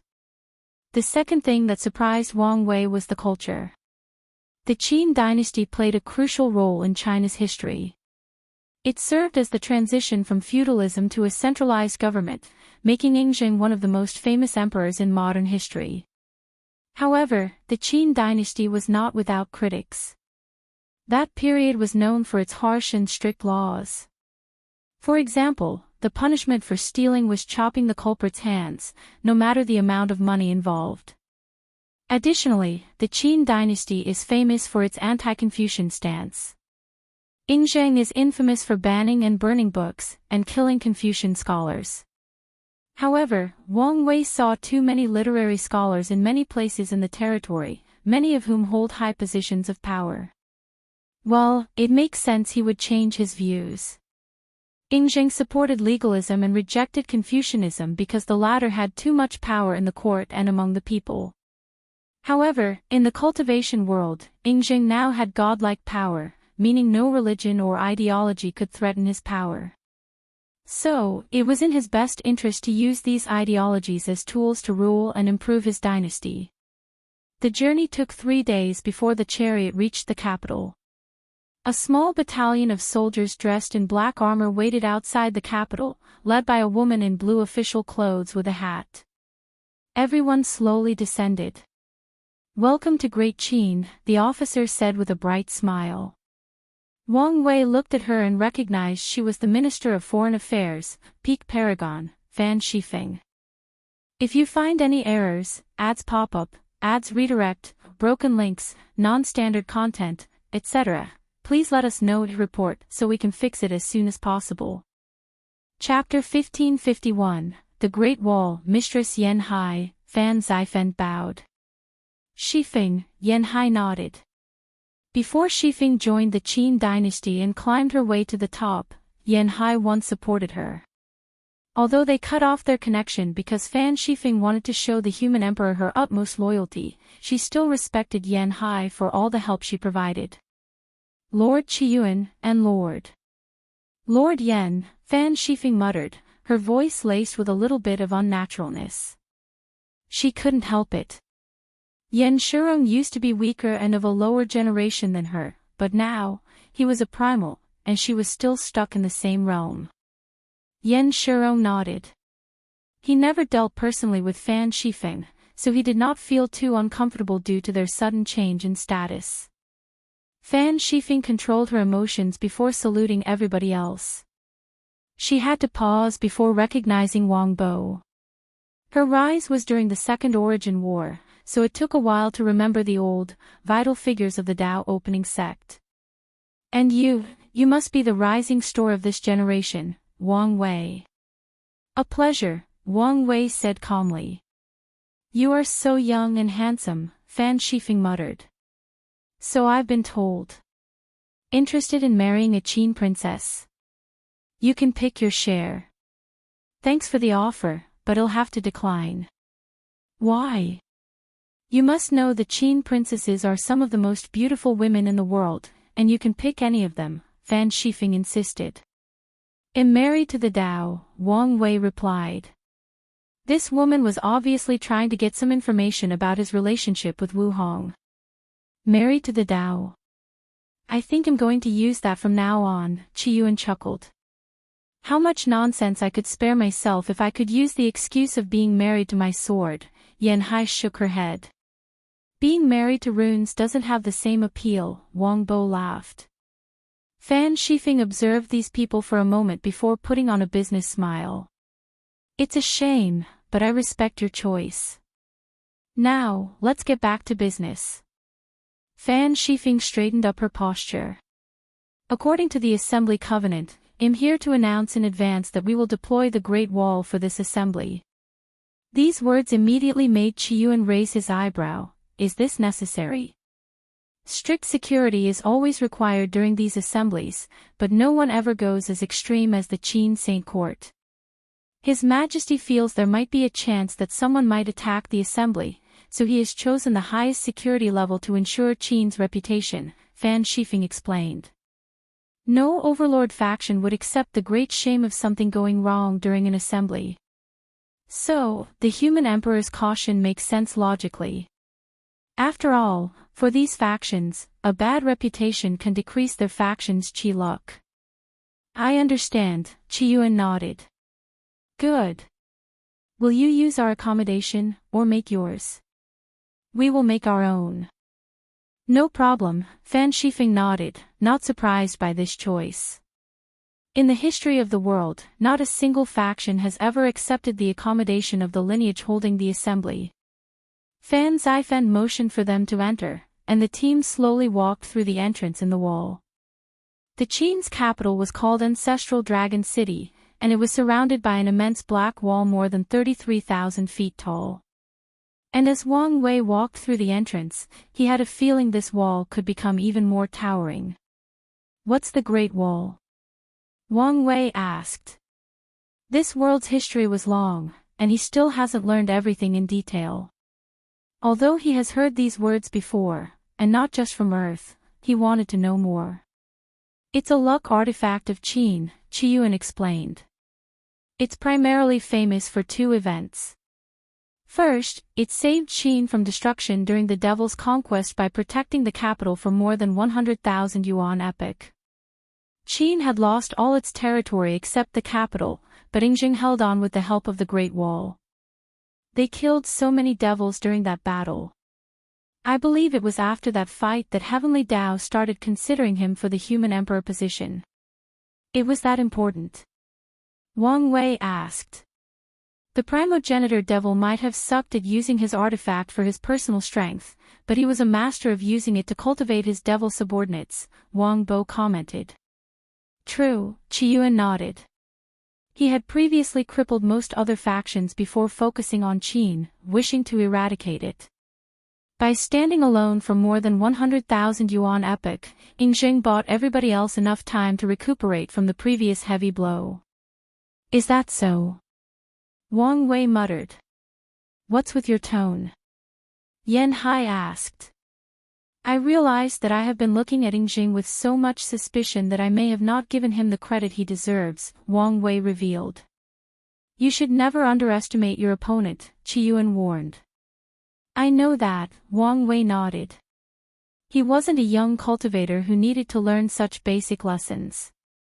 It's just that he had some inherent cognitive bias about Yingjing, which he had not completely removed. Anyway, he has always looked at Yingjing as a major threat. So, what's the second event that made this Great Wall famous? It once helped us block a hole in the Hong protective system, Qiyuan revealed. The system had a hole. The early version was not the best since Wu Hong did it just to repay her karma, Yan Hai explained. And even later on, after she upgraded it, there were a few times we had to concentrate on defeating our home world. Wang Wei nodded. The group did not immediately set up their resting area. Instead, Miscellaneous and Tang Song discussed the most appropriate location to set up camp. The capital was divided into 5 regions: the palace, the military district, the noble district, the commoner district, and the commercial district. With their status, they could get a temporary lounge in the noble district where officers and nobles of the dynasty live. However, it was too close to the palace, which made it the worst place to make a temporary base. The palace and military area were out of the question, leaving the commoner and commercial district. Ultimately, the team decided on the commercial zone. The team bought a mansion, and Miscellaneous, Wang Bo, and Tang Song immediately started laying out arrays. While these people were at work, the remaining people were strategizing inside the reception room. "What do you think of the Great Wall's deployment?" Qiyuan asked, sitting comfortably on a cushion and drinking tea. Yan Hai and Yan Shirong sat next to him, but Wang Wei was standing, looking out of the window. "Their excuse is sound," Wang Wei said. "Oh. We know the disaster is most likely an invasion from entities of the old ages. Since it's an invasion, they must have sent reconnaissance troops to gather intelligence and sabotage any form of resistance. But you don't think this is the main reason for deploying the Great Wall?" Qiyuan asked. "No, my gut feeling is Yingzheng is going to make a great move at the assembly." "And then what? Take us hostage if we disagree with him?" Yan Shirong asked. "Maybe. Does he dare do that with a primordial saint attending?" "You put too much faith in one transcendent sage," Wang Wei rebutted. "Are you implying Yingzheng has a means to deal with Mithraea?" Yan Hai asked. Wang Wei did not answer, but waved his hand to isolate the surroundings with his power of nothingness. Hongjun gave him a piece of a transcendent artifact, and I don't really know what level it is, but it's ancient and powerful, Wang Wei revealed. According to myths, the jade butterfly pendant was Hongjun's accompanying artifact when he was the Destiny Chaos Demon God. Although Pangus Axe attack destroyed it, the fact that it survived in any form is an indication of how powerful it was. That's why Wang Wei was slightly convinced that Hongjun might be able to deal with a weak transcendent saint if he can bring out the power from the piece of the artifact. That information changes many things, Qiyuan frowned. Yingzheng's threat was far greater than he had anticipated. "You should have told us this sooner," Yan Shirong added. Wang Wei looked at him, but did not say anything. Yan Shirong was technically correct, but Wang Wei did not regret his decision. He decides the value of the information he has and when to reveal it, and before now, it was in his best interest to keep this news to himself. "We need to re-evaluate how we approach the assembly," Qiyuan said. "It will not change things as much as you think," Wang Wei said. "Yingzheng is operating under the belief that Mithraea is at the bottom of strength among primordial saints, but that should no longer be the case." Qiyuan sighed deeply after hearing these words, not even hiding his dejection. Their sect used to be one of the most powerful voices in the assembly, but for this one, the only one who truly mattered was Mithraea's. "If you find any errors, ads pop up, ads redirect, broken links, non-standard content, etc., please let us know to report so we can fix it as soon as possible." Chapter 1552, the Cliche plot. Wang Wei understood how Qiyuan felt, but he did not appease since he made the wrong choice during the ultimate taboo. Someone should have sacrificed themselves for the future of the sect. Wang Wei guessed that Qiyuan ordered a few peak paragons to be the sacrificial pawn. However, based on the fact that only Mithraea and Supreme Unity successfully acquired a method, it's apparent that only the most talented individuals were qualified to fight for a flawed method. Sadly, all those top talents were too arrogant to accept such a path, and even the ones who could control their pride ultimately failed in their attempts. The transcendent path was not for everyone, and Wang Wei believes this is a lesson that many of the primals from both the old and new generations will learn soon. By the way, how is your negotiation with the Sword Path League? Wang Wei asked. I've signed an agreement with them, but they said they needed time to prepare my reward, Yan Hai replied. You didn't hand over the destiny before receiving the reward, right? Do you think I'm stupid? Just checking, Wang Wei said. Yan Hai snorted. Honestly, I was hoping I would get the reward before Heavenly Tao officially revealed the exchange list. The Sword League has no reason to believe you've made a bad faith deal with them based on your previous behavioral patterns. But even if they do suspect something, you'll be fine as long as you gather the merit faster than they can react. I understand that, but I feel the exchange list might complicate things, Yan Hai sighed. True, Wang Wei nodded. The exchange list is the ultimate variable, so he understood her worry. Well, I'm going to experience this city. Going to see your wife? Yan Hai teased. Wang Wei looked at her speechless. You do know that even if we're engaged, it doesn't mean our lives revolve around each other 24/7. Whatever you say, Yan Hai replied, her eyes indicating that she did not believe his words. Unlike you old people, I'm young and inexperienced, meaning I haven't seen what this city has to offer, Wang Wei explained before disappearing from the room. Did this bastard just call me old? Well, you better watch your words, Yan Hai snapped, and Qiyuan immediately swallowed his words. Yan Shirong, on the other hand, pretended he hadn't heard anything. Shirong, come and play civilization chess with me, Qiyuan said, trying to run away from his trouble. It's been a while since we last played. All right. Wang Wei walked in the streets full of beautiful buildings of a variety of colors. Ancestral Dragon City was a cultivator-only place despite most of the Qin dynasty's population being mortals. Recently, there has been an increase in mortals wearing power mortals, but their population is less than 1% of cultivators. Unlike the calm and peaceful commoner district, the commercial district was as lively as a circus. Almost everything can be found, from bathhouses to the Red District, to gambling, monster hunting, and stone opening. I'm feeling lucky, so let's open some luck stones, Wang Wei muttered before heading to the stone opening area. As soon as he stepped into the area, Wang Wei's lips twitched.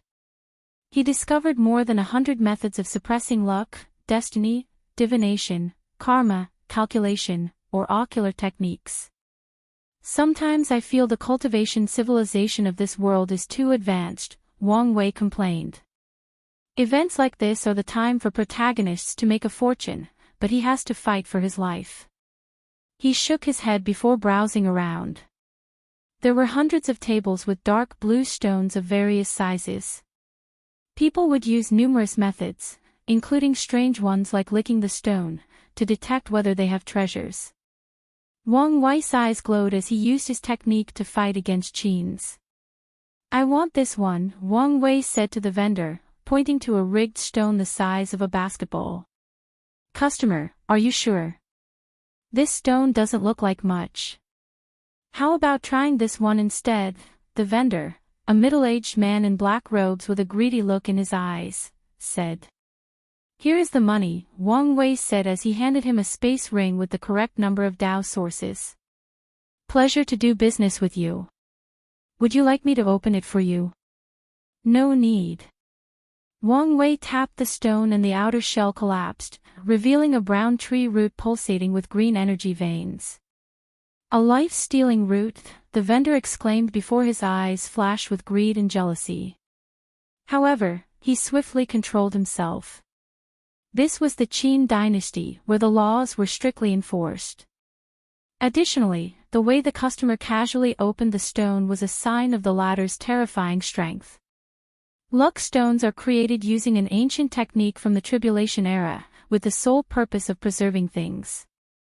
That period was turbulent, so this technique was used widely to preserve resources and legacies for the future.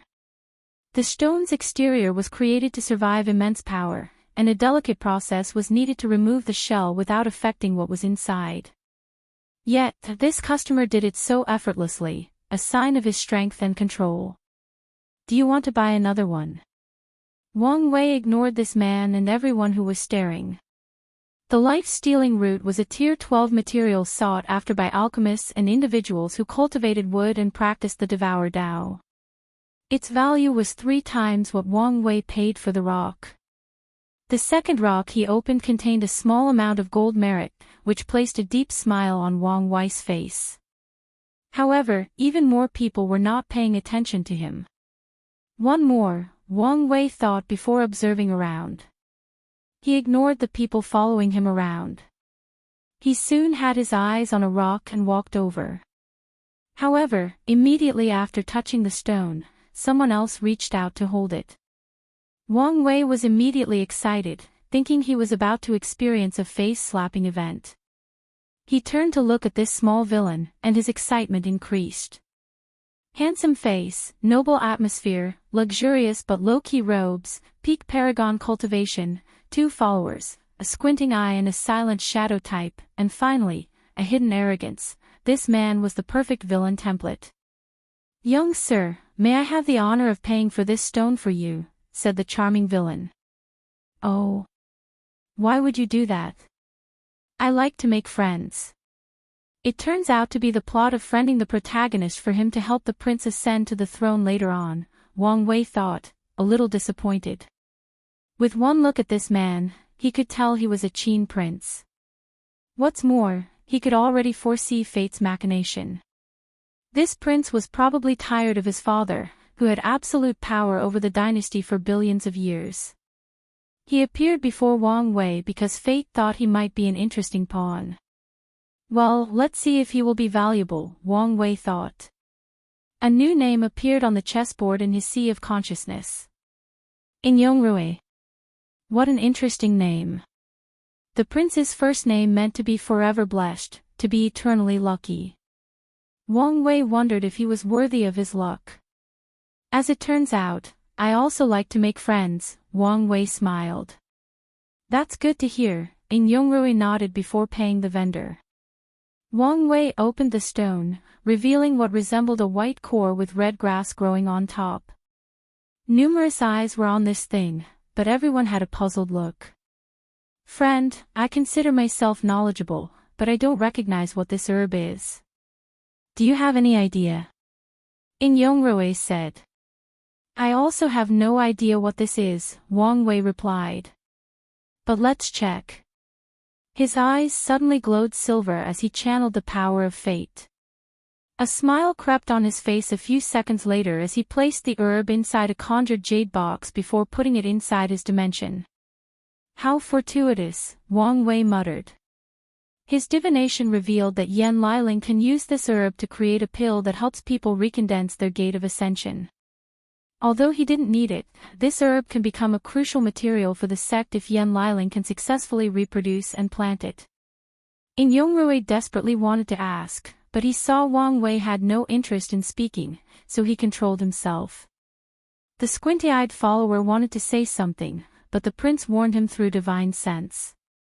"Friend, how about a meal?" "So direct, huh?" "Well, why not?" Wang Wei smiled. "I have a reserved room at the Dragon Phoenix restaurant." Dragon Phoenix restaurant? That's a rather arrogant name to have in a place like this, Wang Wei commented. Dragons and phoenixes were the symbols of emperors and empresses. The owner used to be the royal chef a long time ago. After he retired, the human emperor blessed him with that name, Inyongrue explained. "In that case, I can raise my expectations for the food," Wang Wei nodded. He hopped in Inyongrue's chariot as they headed to the restaurant. "If you find any errors, ads pop up, ads redirect, broken links, non-standard content, etc., please let us know to report so we can fix it as soon as possible."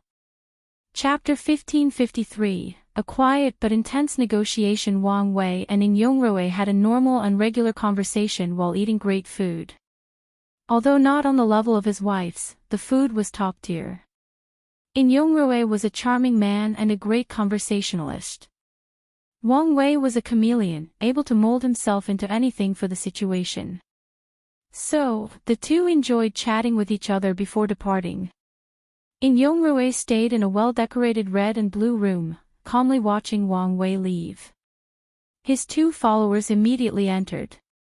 "Your Highness, is this really a wise move?" the squinty-eyed follower asked. "My father has started to suspect something. I need to throw him off," Yongroi said calmly. "But won't that make your situation worse?" "Now is the worst time for something to happen to a prince as famous as I," Yongroi said. "More importantly, my father has become extremely confident recently.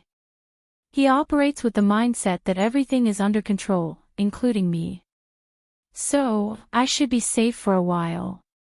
"If you say so, sir." "Black Dagger," Yongroi called. "I'm at your service," said the quiet follower. "Go find the Grand Historian to see if he knows what herb my new friend found," Yongroi ordered. By now, the news should have spread, meaning countless people were searching records to find the answer. "As you wish." Black Dagger disappeared from sight, and the squinty-eyed one remained quiet. Yongroi looked through the window, deep in thought. He was playing a dangerous game, but he had no choice. He wants to sit on that throne, and that damn controlling father won't even allow him to build his own dynasty in another source world. Wang Wei had a thoughtful look on his face. The prince tried his best to act normal and hide all his information. In fact, Wang Wei could not see anything from him, but that alone revealed a great deal of information. "Something tells me the power involved has nothing to do with Yingjing's jade butterfly pendant. In other words, this prince is some foreign transcendent faction's pawn. Things are getting interesting." Wang Wei looked around. After that meal, he suddenly wanted some entertainment, especially the battle arena. However, as soon as he had this thought, Wang Wei took a mental pause despite not physically stopping. "Someone has manipulated luck to direct me to the arena. Interesting," Wang Wei thought. He had an inkling who was behind this, so he did not hesitate to allow fate to guide him. He soon reached a black pagoda and entered. The beautiful receptionist asked him if he was a competitor or observer. Wang Wei wanted to be entertained, so he bought one of the best rooms. He received a token that immediately teleported him to a luxurious room. The token released a screen to show him the available battles. There was no peak Paragon battle, but a few Paragon battles were going on, so he chose one. His room changed, and Wang Wei found himself in a private room that separated itself with an invisible film, with an enormous arena on the opposite side. The crowd screamed while the two contestants fought inside a potent magical barrier. Wang Wei conjured a lounging chair to relax as he watched the spectacle. The battle was between a loose cultivator and a lava spirit. With a single look, Wang Wei could tell the loose cultivator would lose without any unexpected variable, so he bet on the latter. He also ordered the most precious wine in this establishment to enjoy himself. The battle proceeded as he expected, and Wang Wei casually received his reward from the pagoda spirit. While waiting for the next match, he suddenly sensed something, and his eyes penetrated the pagoda. "The Tao beginning palace is here," Wang Wei muttered. A group of Taoists flying on beautiful clouds with sounds of the Tao following them rushed to the city's entrance. They had 2 leaders in the front, with 3 others at the back. Wang Wei squinted. The first thing he noticed was a new primal from Taoism. Secondly, he also recognized the other leader, Absolute Beginning. Has he returned to power? Well, Taoism needs all the help it can get. Wang Wei's focus to the people behind. It seems that girl is doing well for herself. Zhenbiyu was part of this delegation, which was odd given that her cultivation was only 94%. Zhenbiyu used Taoism's weakness after the war to rise in the ranks and take power. It seemed she had not lost that power even after the ancestors returned. He did not focus too much on Taoism's arrival since there was not much to pay attention to. The second match soon began, and Wang Wei placed his bet. Ultimately, he was still correct. "You're late," he suddenly said as he swirled his wine cup before taking a sip. "So, you were expecting me," said a deep voice. "What do you think?" Wang Wei replied casually. "Do you want to sit?" He conjured another seat next to him. No need, Ying said as he stood straight, with his black robe with perfect embroidery of a yellow dragon that appeared to come alive if you look at it closely enough. I'm sorry about my son, Ying said in his deep, authoritative voice. As a parent, sometimes we can do our best, and it's not enough. I don't have children myself, but I can understand, Wang Wei nodded. The room then plunged into an intense silence for a few minutes. Ying remained calm and stoic, while Wang Wei continued to enjoy himself. I came to make a deal with you. This should be interesting, Wang Wei smiled. However, you're wasting your time if you're here regarding my half of the nether hell. No, that's not it. Then, is it about Hongwa's location? My response is the same, I have no idea, Wang Wei added. Not that either. Oh. Now, I'm intrigued. Ying did not immediately say, and Wang Wei did not rush him. On the contrary, he acted as if he had all the time in the world. I want your support for a proposition during the assembly, Ying said slowly. Well, that's unexpected. What proposition? You don't need to know. You only need to sign a binding agreement that you and your sect will support me.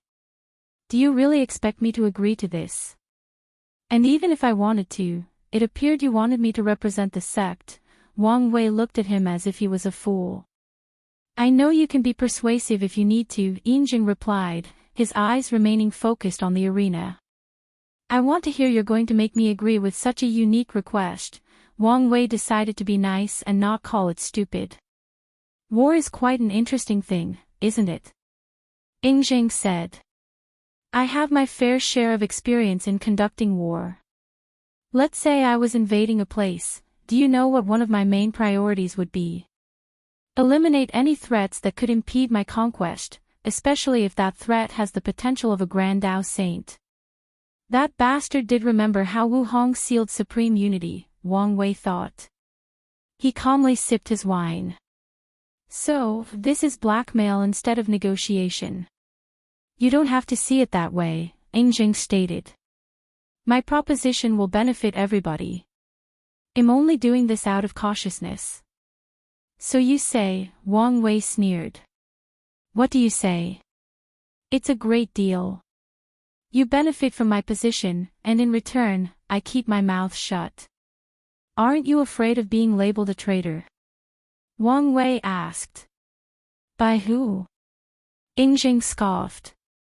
Everybody is preparing to work together to survive this disaster, while secretly planning how to weaken their competitors. The ironic part is Heavenly Tao, the entity who should be encouraging unity, is also encouraging this discourse. Ying was right. Heavenly Tao wants to use this disaster to reshuffle the board, while also wishing for some factions to survive this disaster and rise to the occasion. These goals appeared mutually exclusive, but they were not entirely. It's possible to achieve as long as Heavenly Tao plays its cards carefully. Do you need time to think it over? I can come back tomorrow. Mutually assured self-destruction is an interesting concept, Wang Wei said. I coined the term myself, but the concept is deeply ingrained in the fabric of the cultivator world. The weakest cultivator knows to try to take their opponent with them when they are on the verge of defeat or death. What are you trying to say? Ying said as he finally glanced at Wang Wei since he entered the room. When most people analyze my information, they usually focused on my talent or my mind, Wang Wei said while looking at Ying with a grin. They rarely noticed why I'm truly dangerous, my power of fate. My ability to peer into the veil of destiny and my capabilities to deduce from the smallest information are a scary thing. So, tell me, Ying, do you think our invaders would be interested in your little artifact?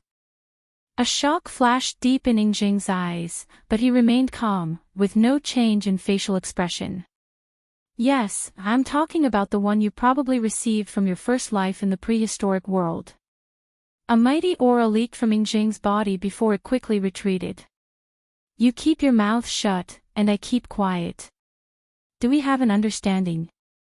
Ying quietly looked at him before disappearing from the room. "I'll take that as a yes," Wang Wei muttered before sipping his wine. "If you find any errors, ads pop up, ads redirect, broken links, non-standard content, etc., please let us know and report so we can fix it as soon as possible." Chapter 1554. The chessboard's rolling. Ying sat on a black throne surrounded by a profound darkness created by his terrible mood. He was reading a scroll intently, which contained a detailed analysis about Wang Wei. It contained information from the lower dimension, but all the events he participated in or is suspected of being involved in. He was right to say people don't focus on his divination ability, Ying thought. However, can I really trust his words? Ying was perfectly aware that Hong Jun would not just give up after him, and if the latter could reincarnate one person, he could reincarnate others as well. He's been keeping an eye out for signs of people from the prehistoric world. What are the chances of two people being reincarnated in the same world? Probability-wise, it was low unless someone was controlling it. However, Ying knew he was not supposed to be in the eternal ascension world. He came here after deducing his transcendent path was in this place. Since I can predict early on the rise of the eternal ascension world, Hong Jun can do an even better job. It would make sense for him to send a pawn. Ying paused as he realized something he had overlooked. He focused his attention on the information about Wang Wei's heavenly court. I should have caught it before, Ying thought with an ugly expression. The way Wang Wei set up his court was eerily similar to the stories Ying knew about the Jade Emperor and his heavenly court. Back on Earth, Ying was once obsessed with immortality and searched everywhere for it. He studied myths and legends, learning about the immortals of the past. Unfortunately, it wasn't until his death that Hong Jun summoned his soul that he finally contacted extraordinary powers.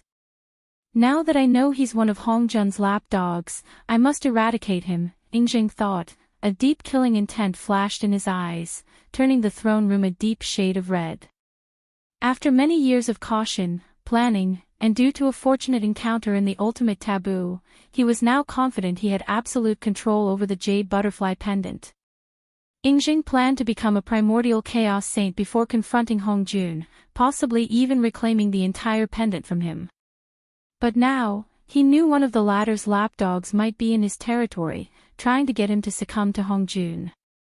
Ying dismissed the scroll in his hand before sitting straight.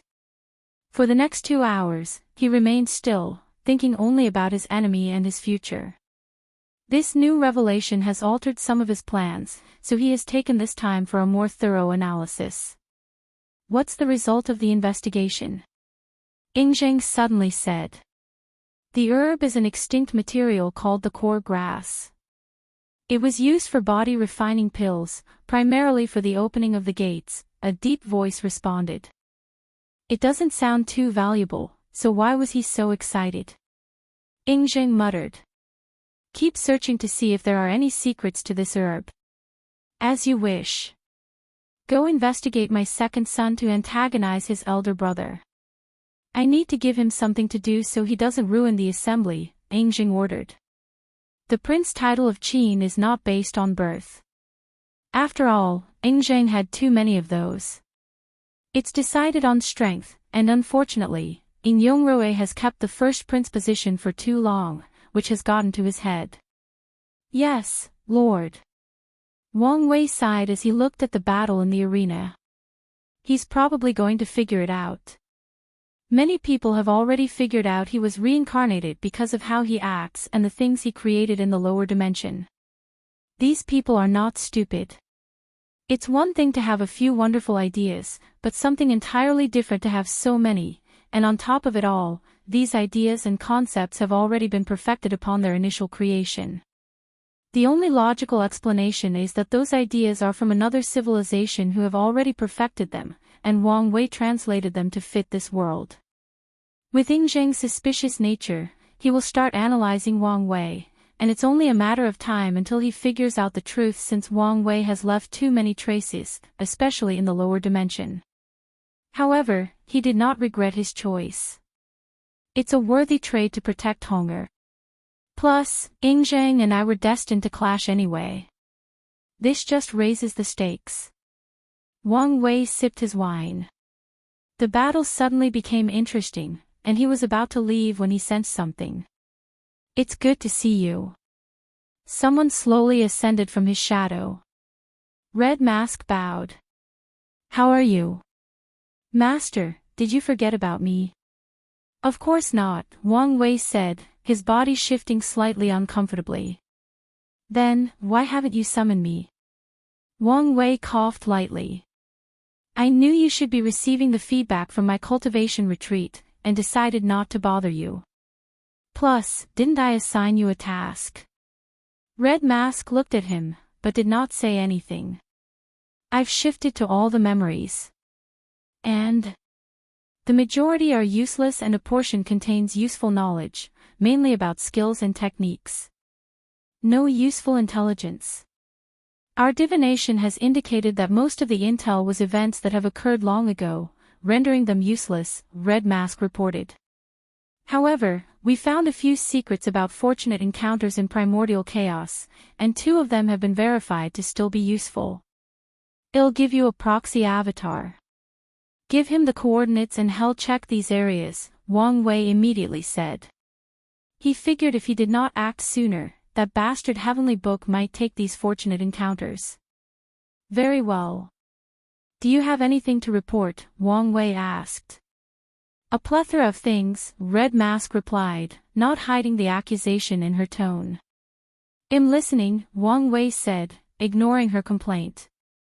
The initial integration of the Stealer's knowledge into our guard has been successful. Since then, our operation success has increased by 37%. That's good to hear, but why is it only the initial integration? It takes time to train people capable of learning the new fate stealing technique, Red Mask explained. More importantly, my talent is limited, and you need to perfect the technique. She handed him a talisman not only containing the fate stealing technique, but also a detailed explanation of the new training program she created for the Fate Shadow Guards. No problem, Wang Wei nodded. Now for the main report, Red Mask continued. The Premarch Origin Temple has been uncharacteristically quiet. Meanwhile, the tribal's sacred mountain is preparing for full-scale war. When you say war, do you mean with the temple? That's right. They've disguised it as preparation for the disaster, but subtle signs indicate it's to fight their old enemy. So, the tension is rising, Wang Wei muttered. He wondered whether they would start fighting before the catastrophe or wait after. Our people have detected a secret meeting between the Divine Faith Heaven and the Limitless Exchange Hall. There are talks of a secret alliance. You've actually got such valuable news.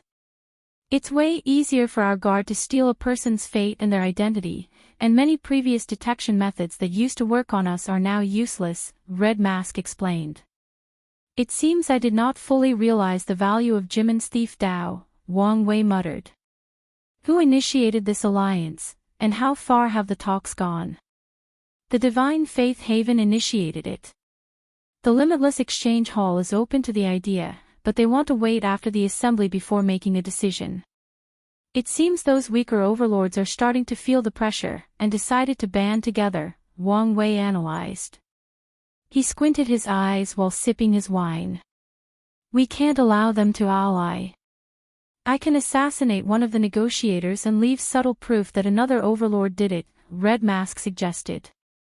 No, that's too obvious. I can make it look like someone from these respective factions that do not want the alliance, Red Mask suggested. Unless you could impersonate one of the primals, your plan would only delay the alliance, Wang Wei shook his head. Red Mask had run out of ideas. While the Lord's Shadow technique was magnificent, it only reached the Paragon Peak realm. The ancestors have tried with no success to upgrade it, meaning she cannot access that power until Shadow Ruler becomes a primal, or one of the ancestors becomes a primordial saint. Don't worry, I have a better idea, Wang Wei smiled before summoning his chessboard. He glanced at the chess piece with Tong Rubing's name and pointed at it. Far away, in the Skill Path Association's territory, Tong Ruobing, who was waiting for the result of the assembly, suddenly had an idea. Wouldn't it be great to ally with the Limitless Exchange Hall? These loose cultivators are always in need of resources, and the one thing their association never lacked was resources.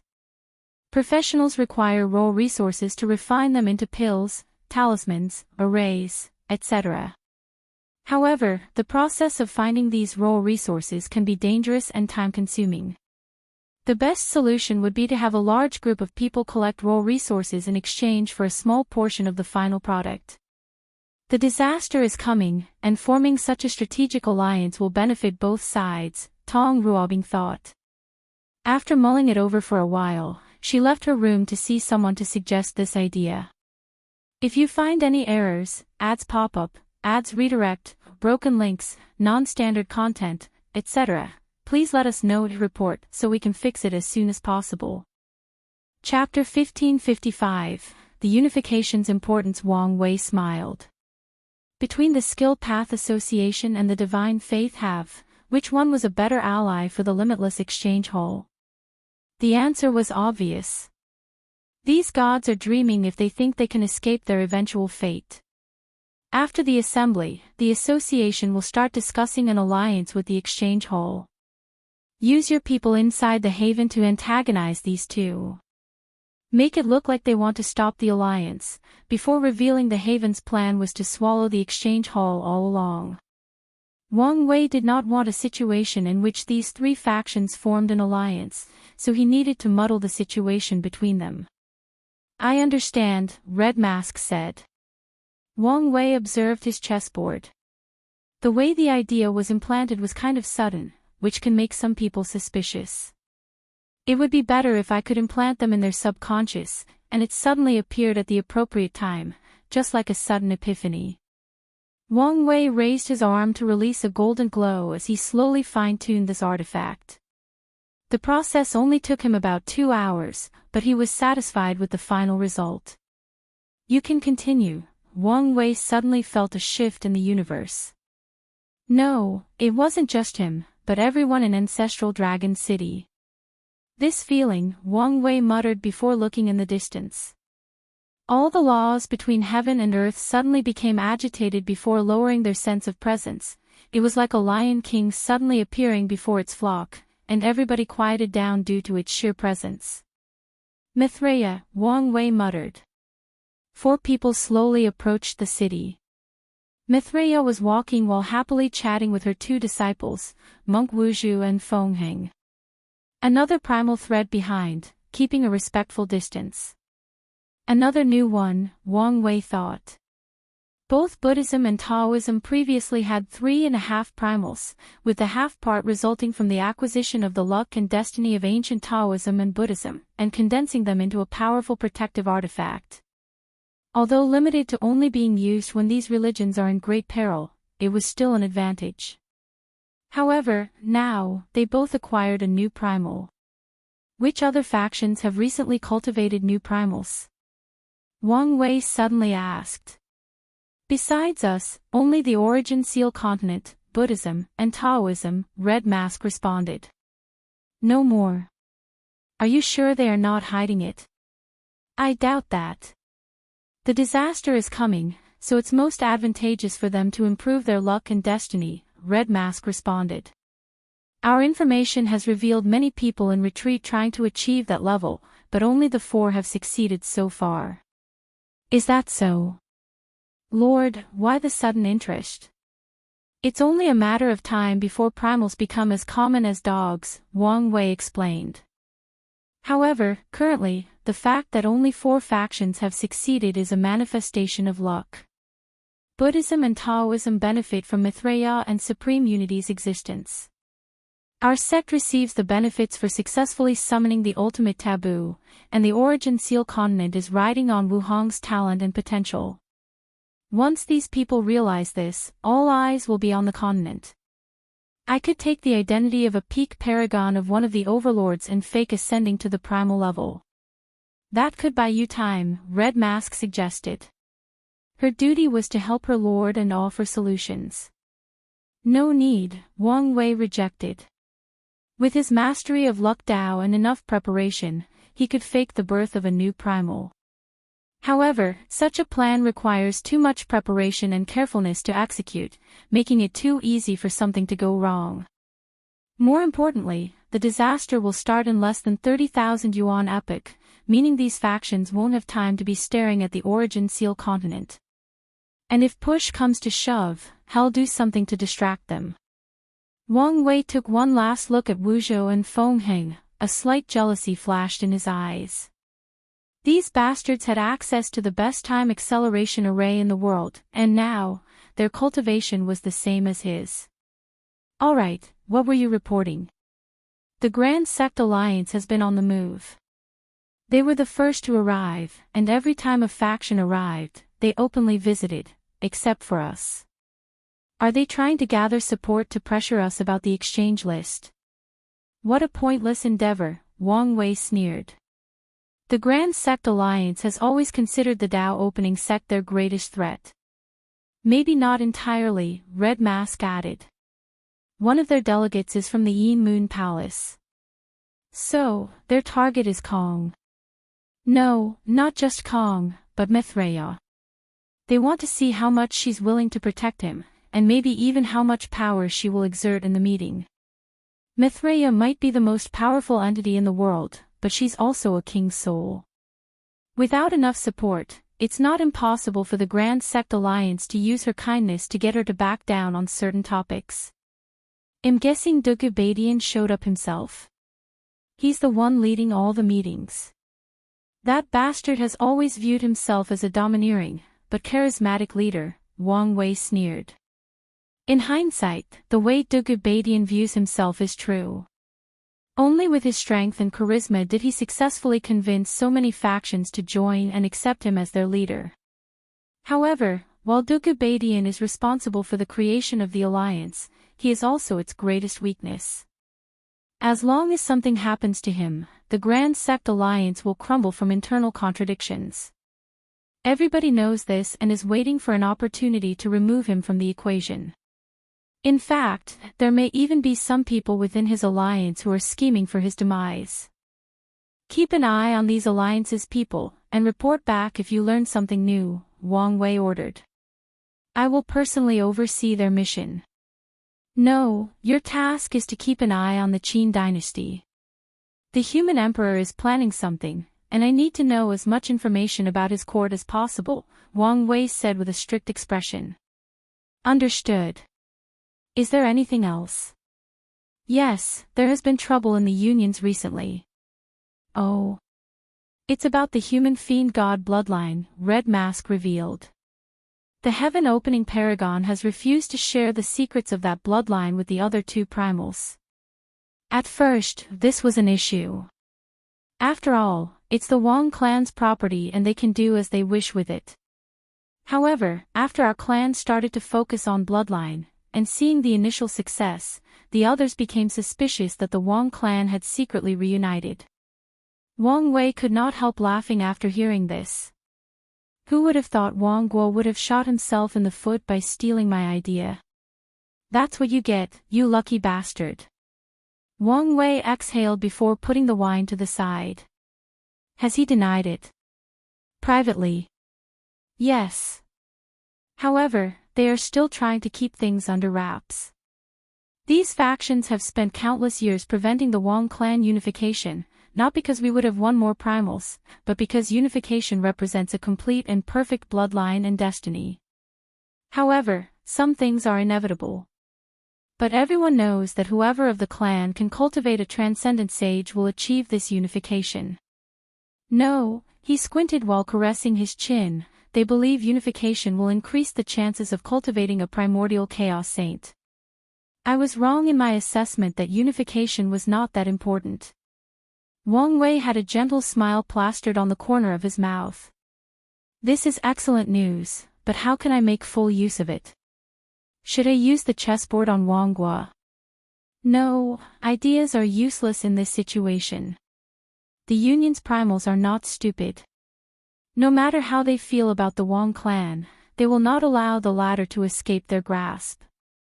But what if the Wang clan had an additional primal?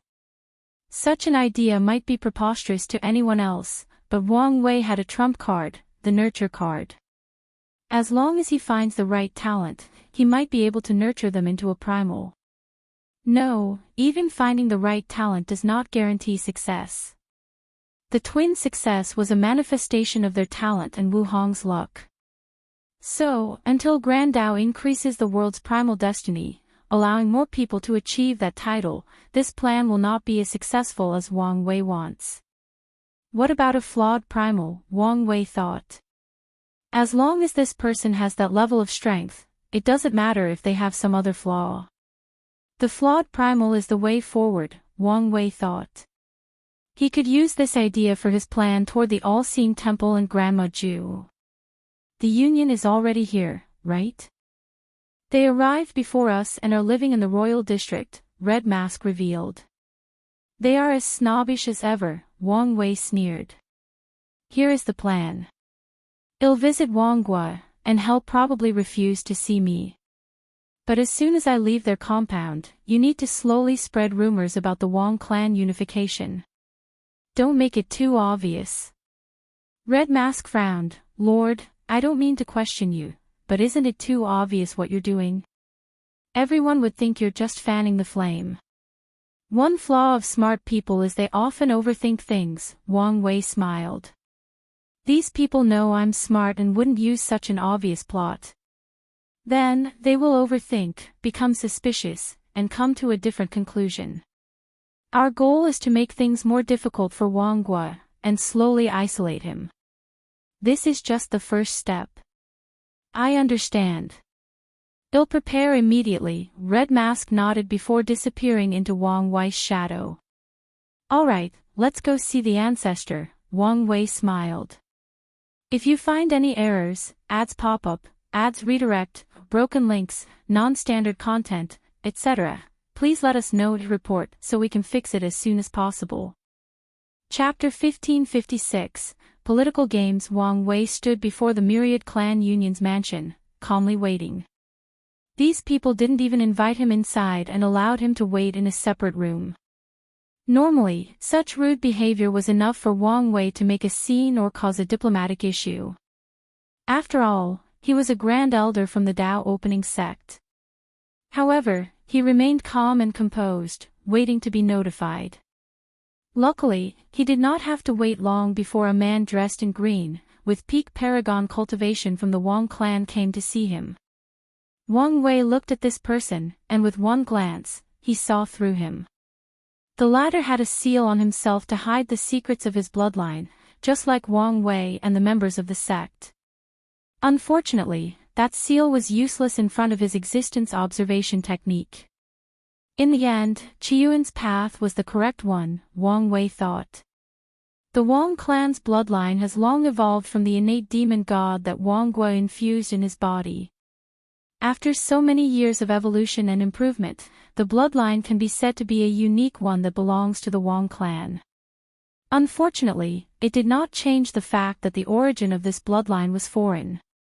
Under normal circumstances, the fact that only 0.001% of this bloodline was foreign posed no issue, until Wang Gua stole Wang Wei's idea and wanted to elevate the Wang clan's human bloodline to be on par with fiend gods. Such a difference immediately complicated the entire process.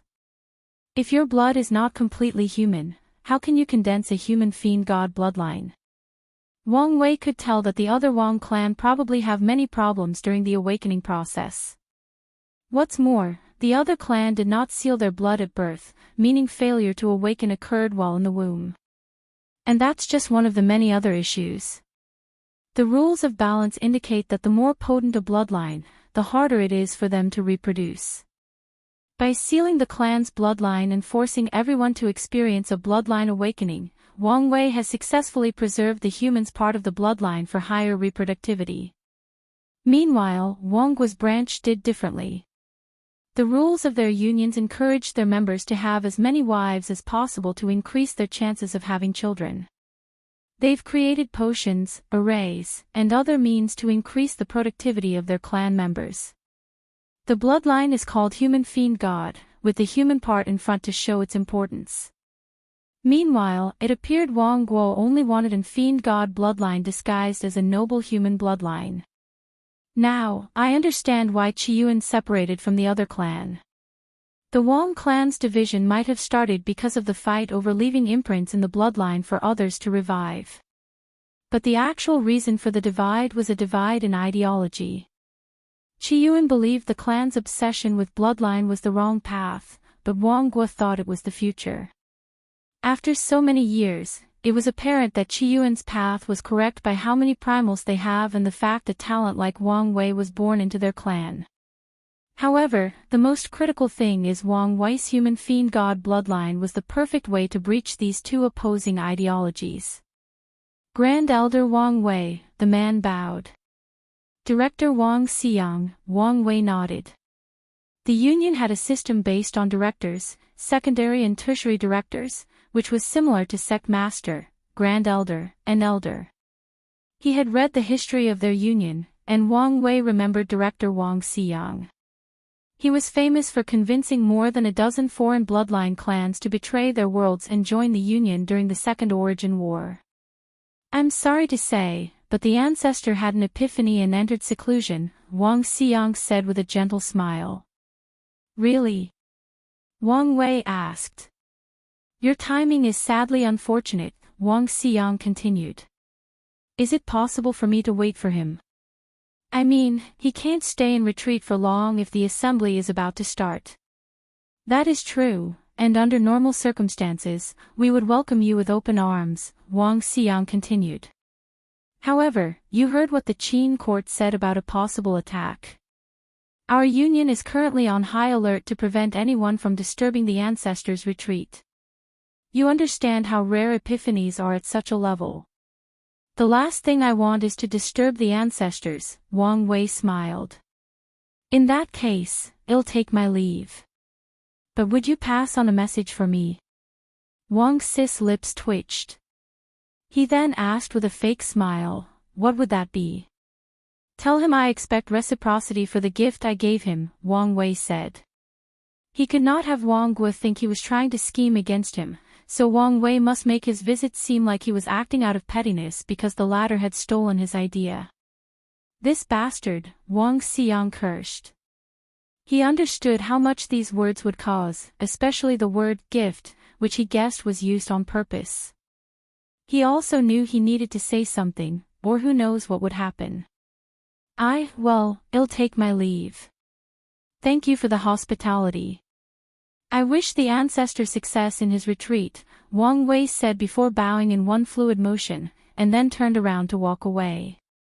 I'm so glad their clan is not benefiting as much from my idea, Wang Wei sneered. He was still unhappy with how Wang Guo had utilized his powerful cultivation to discern his bloodline and steal his idea.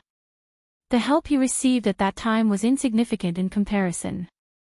At some point of the unification, Wang Guo's branch must be trained to remove their pride, arrogance, and excessive reliance on their bloodline, Wang Wei thought. The groundwork has been set, and all he has to do is slowly isolate Wang Guo. The union is ruled by 3 clans, Wang, Shao, and Yi. But the Yi clan is a sole clan, meaning they are the only non-human clans in the union with a primal. For many years, their clan has been suppressed and bullied by the Wang and Shao clan, but now, with suspicions on Wang Guo, things will become interesting. The Shao primal won't easily abandon the trust and rapport he's built with Wang Guo and make friends with the Yi clan. I need something to cause friction, Wang Wei thought.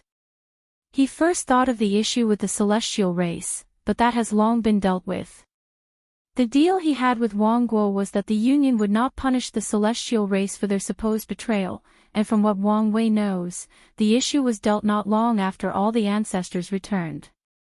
Let's just wait and see. Maybe an opportunity will come.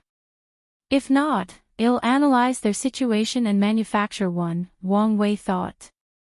He stopped worrying about these things and focused on enjoying himself. Where should I go next? I heard Qin's red light district is famous for cultivating some of the world's best courtesans, Wang Wei thought. But I'm a soon-to-be-married man with a scary wife. I can't just visit a brothel, can I? If he knew he could get away with it, he would have done it.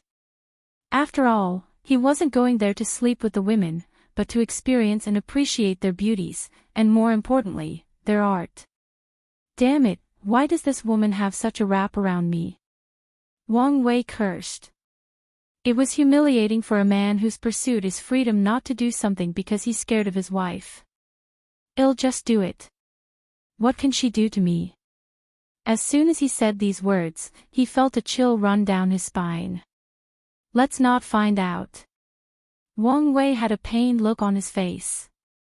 He really wanted to go. How about I ask her permission?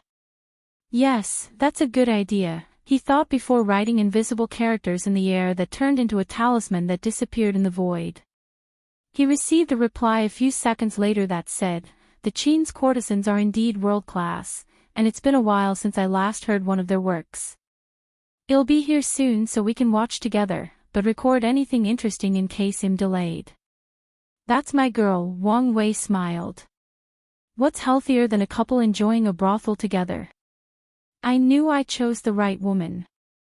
Wang Wei headed to the red light zone with a happy stride in his steps. He searched for the most famous one, leading him to a place called the Pure Art Blue Mansion.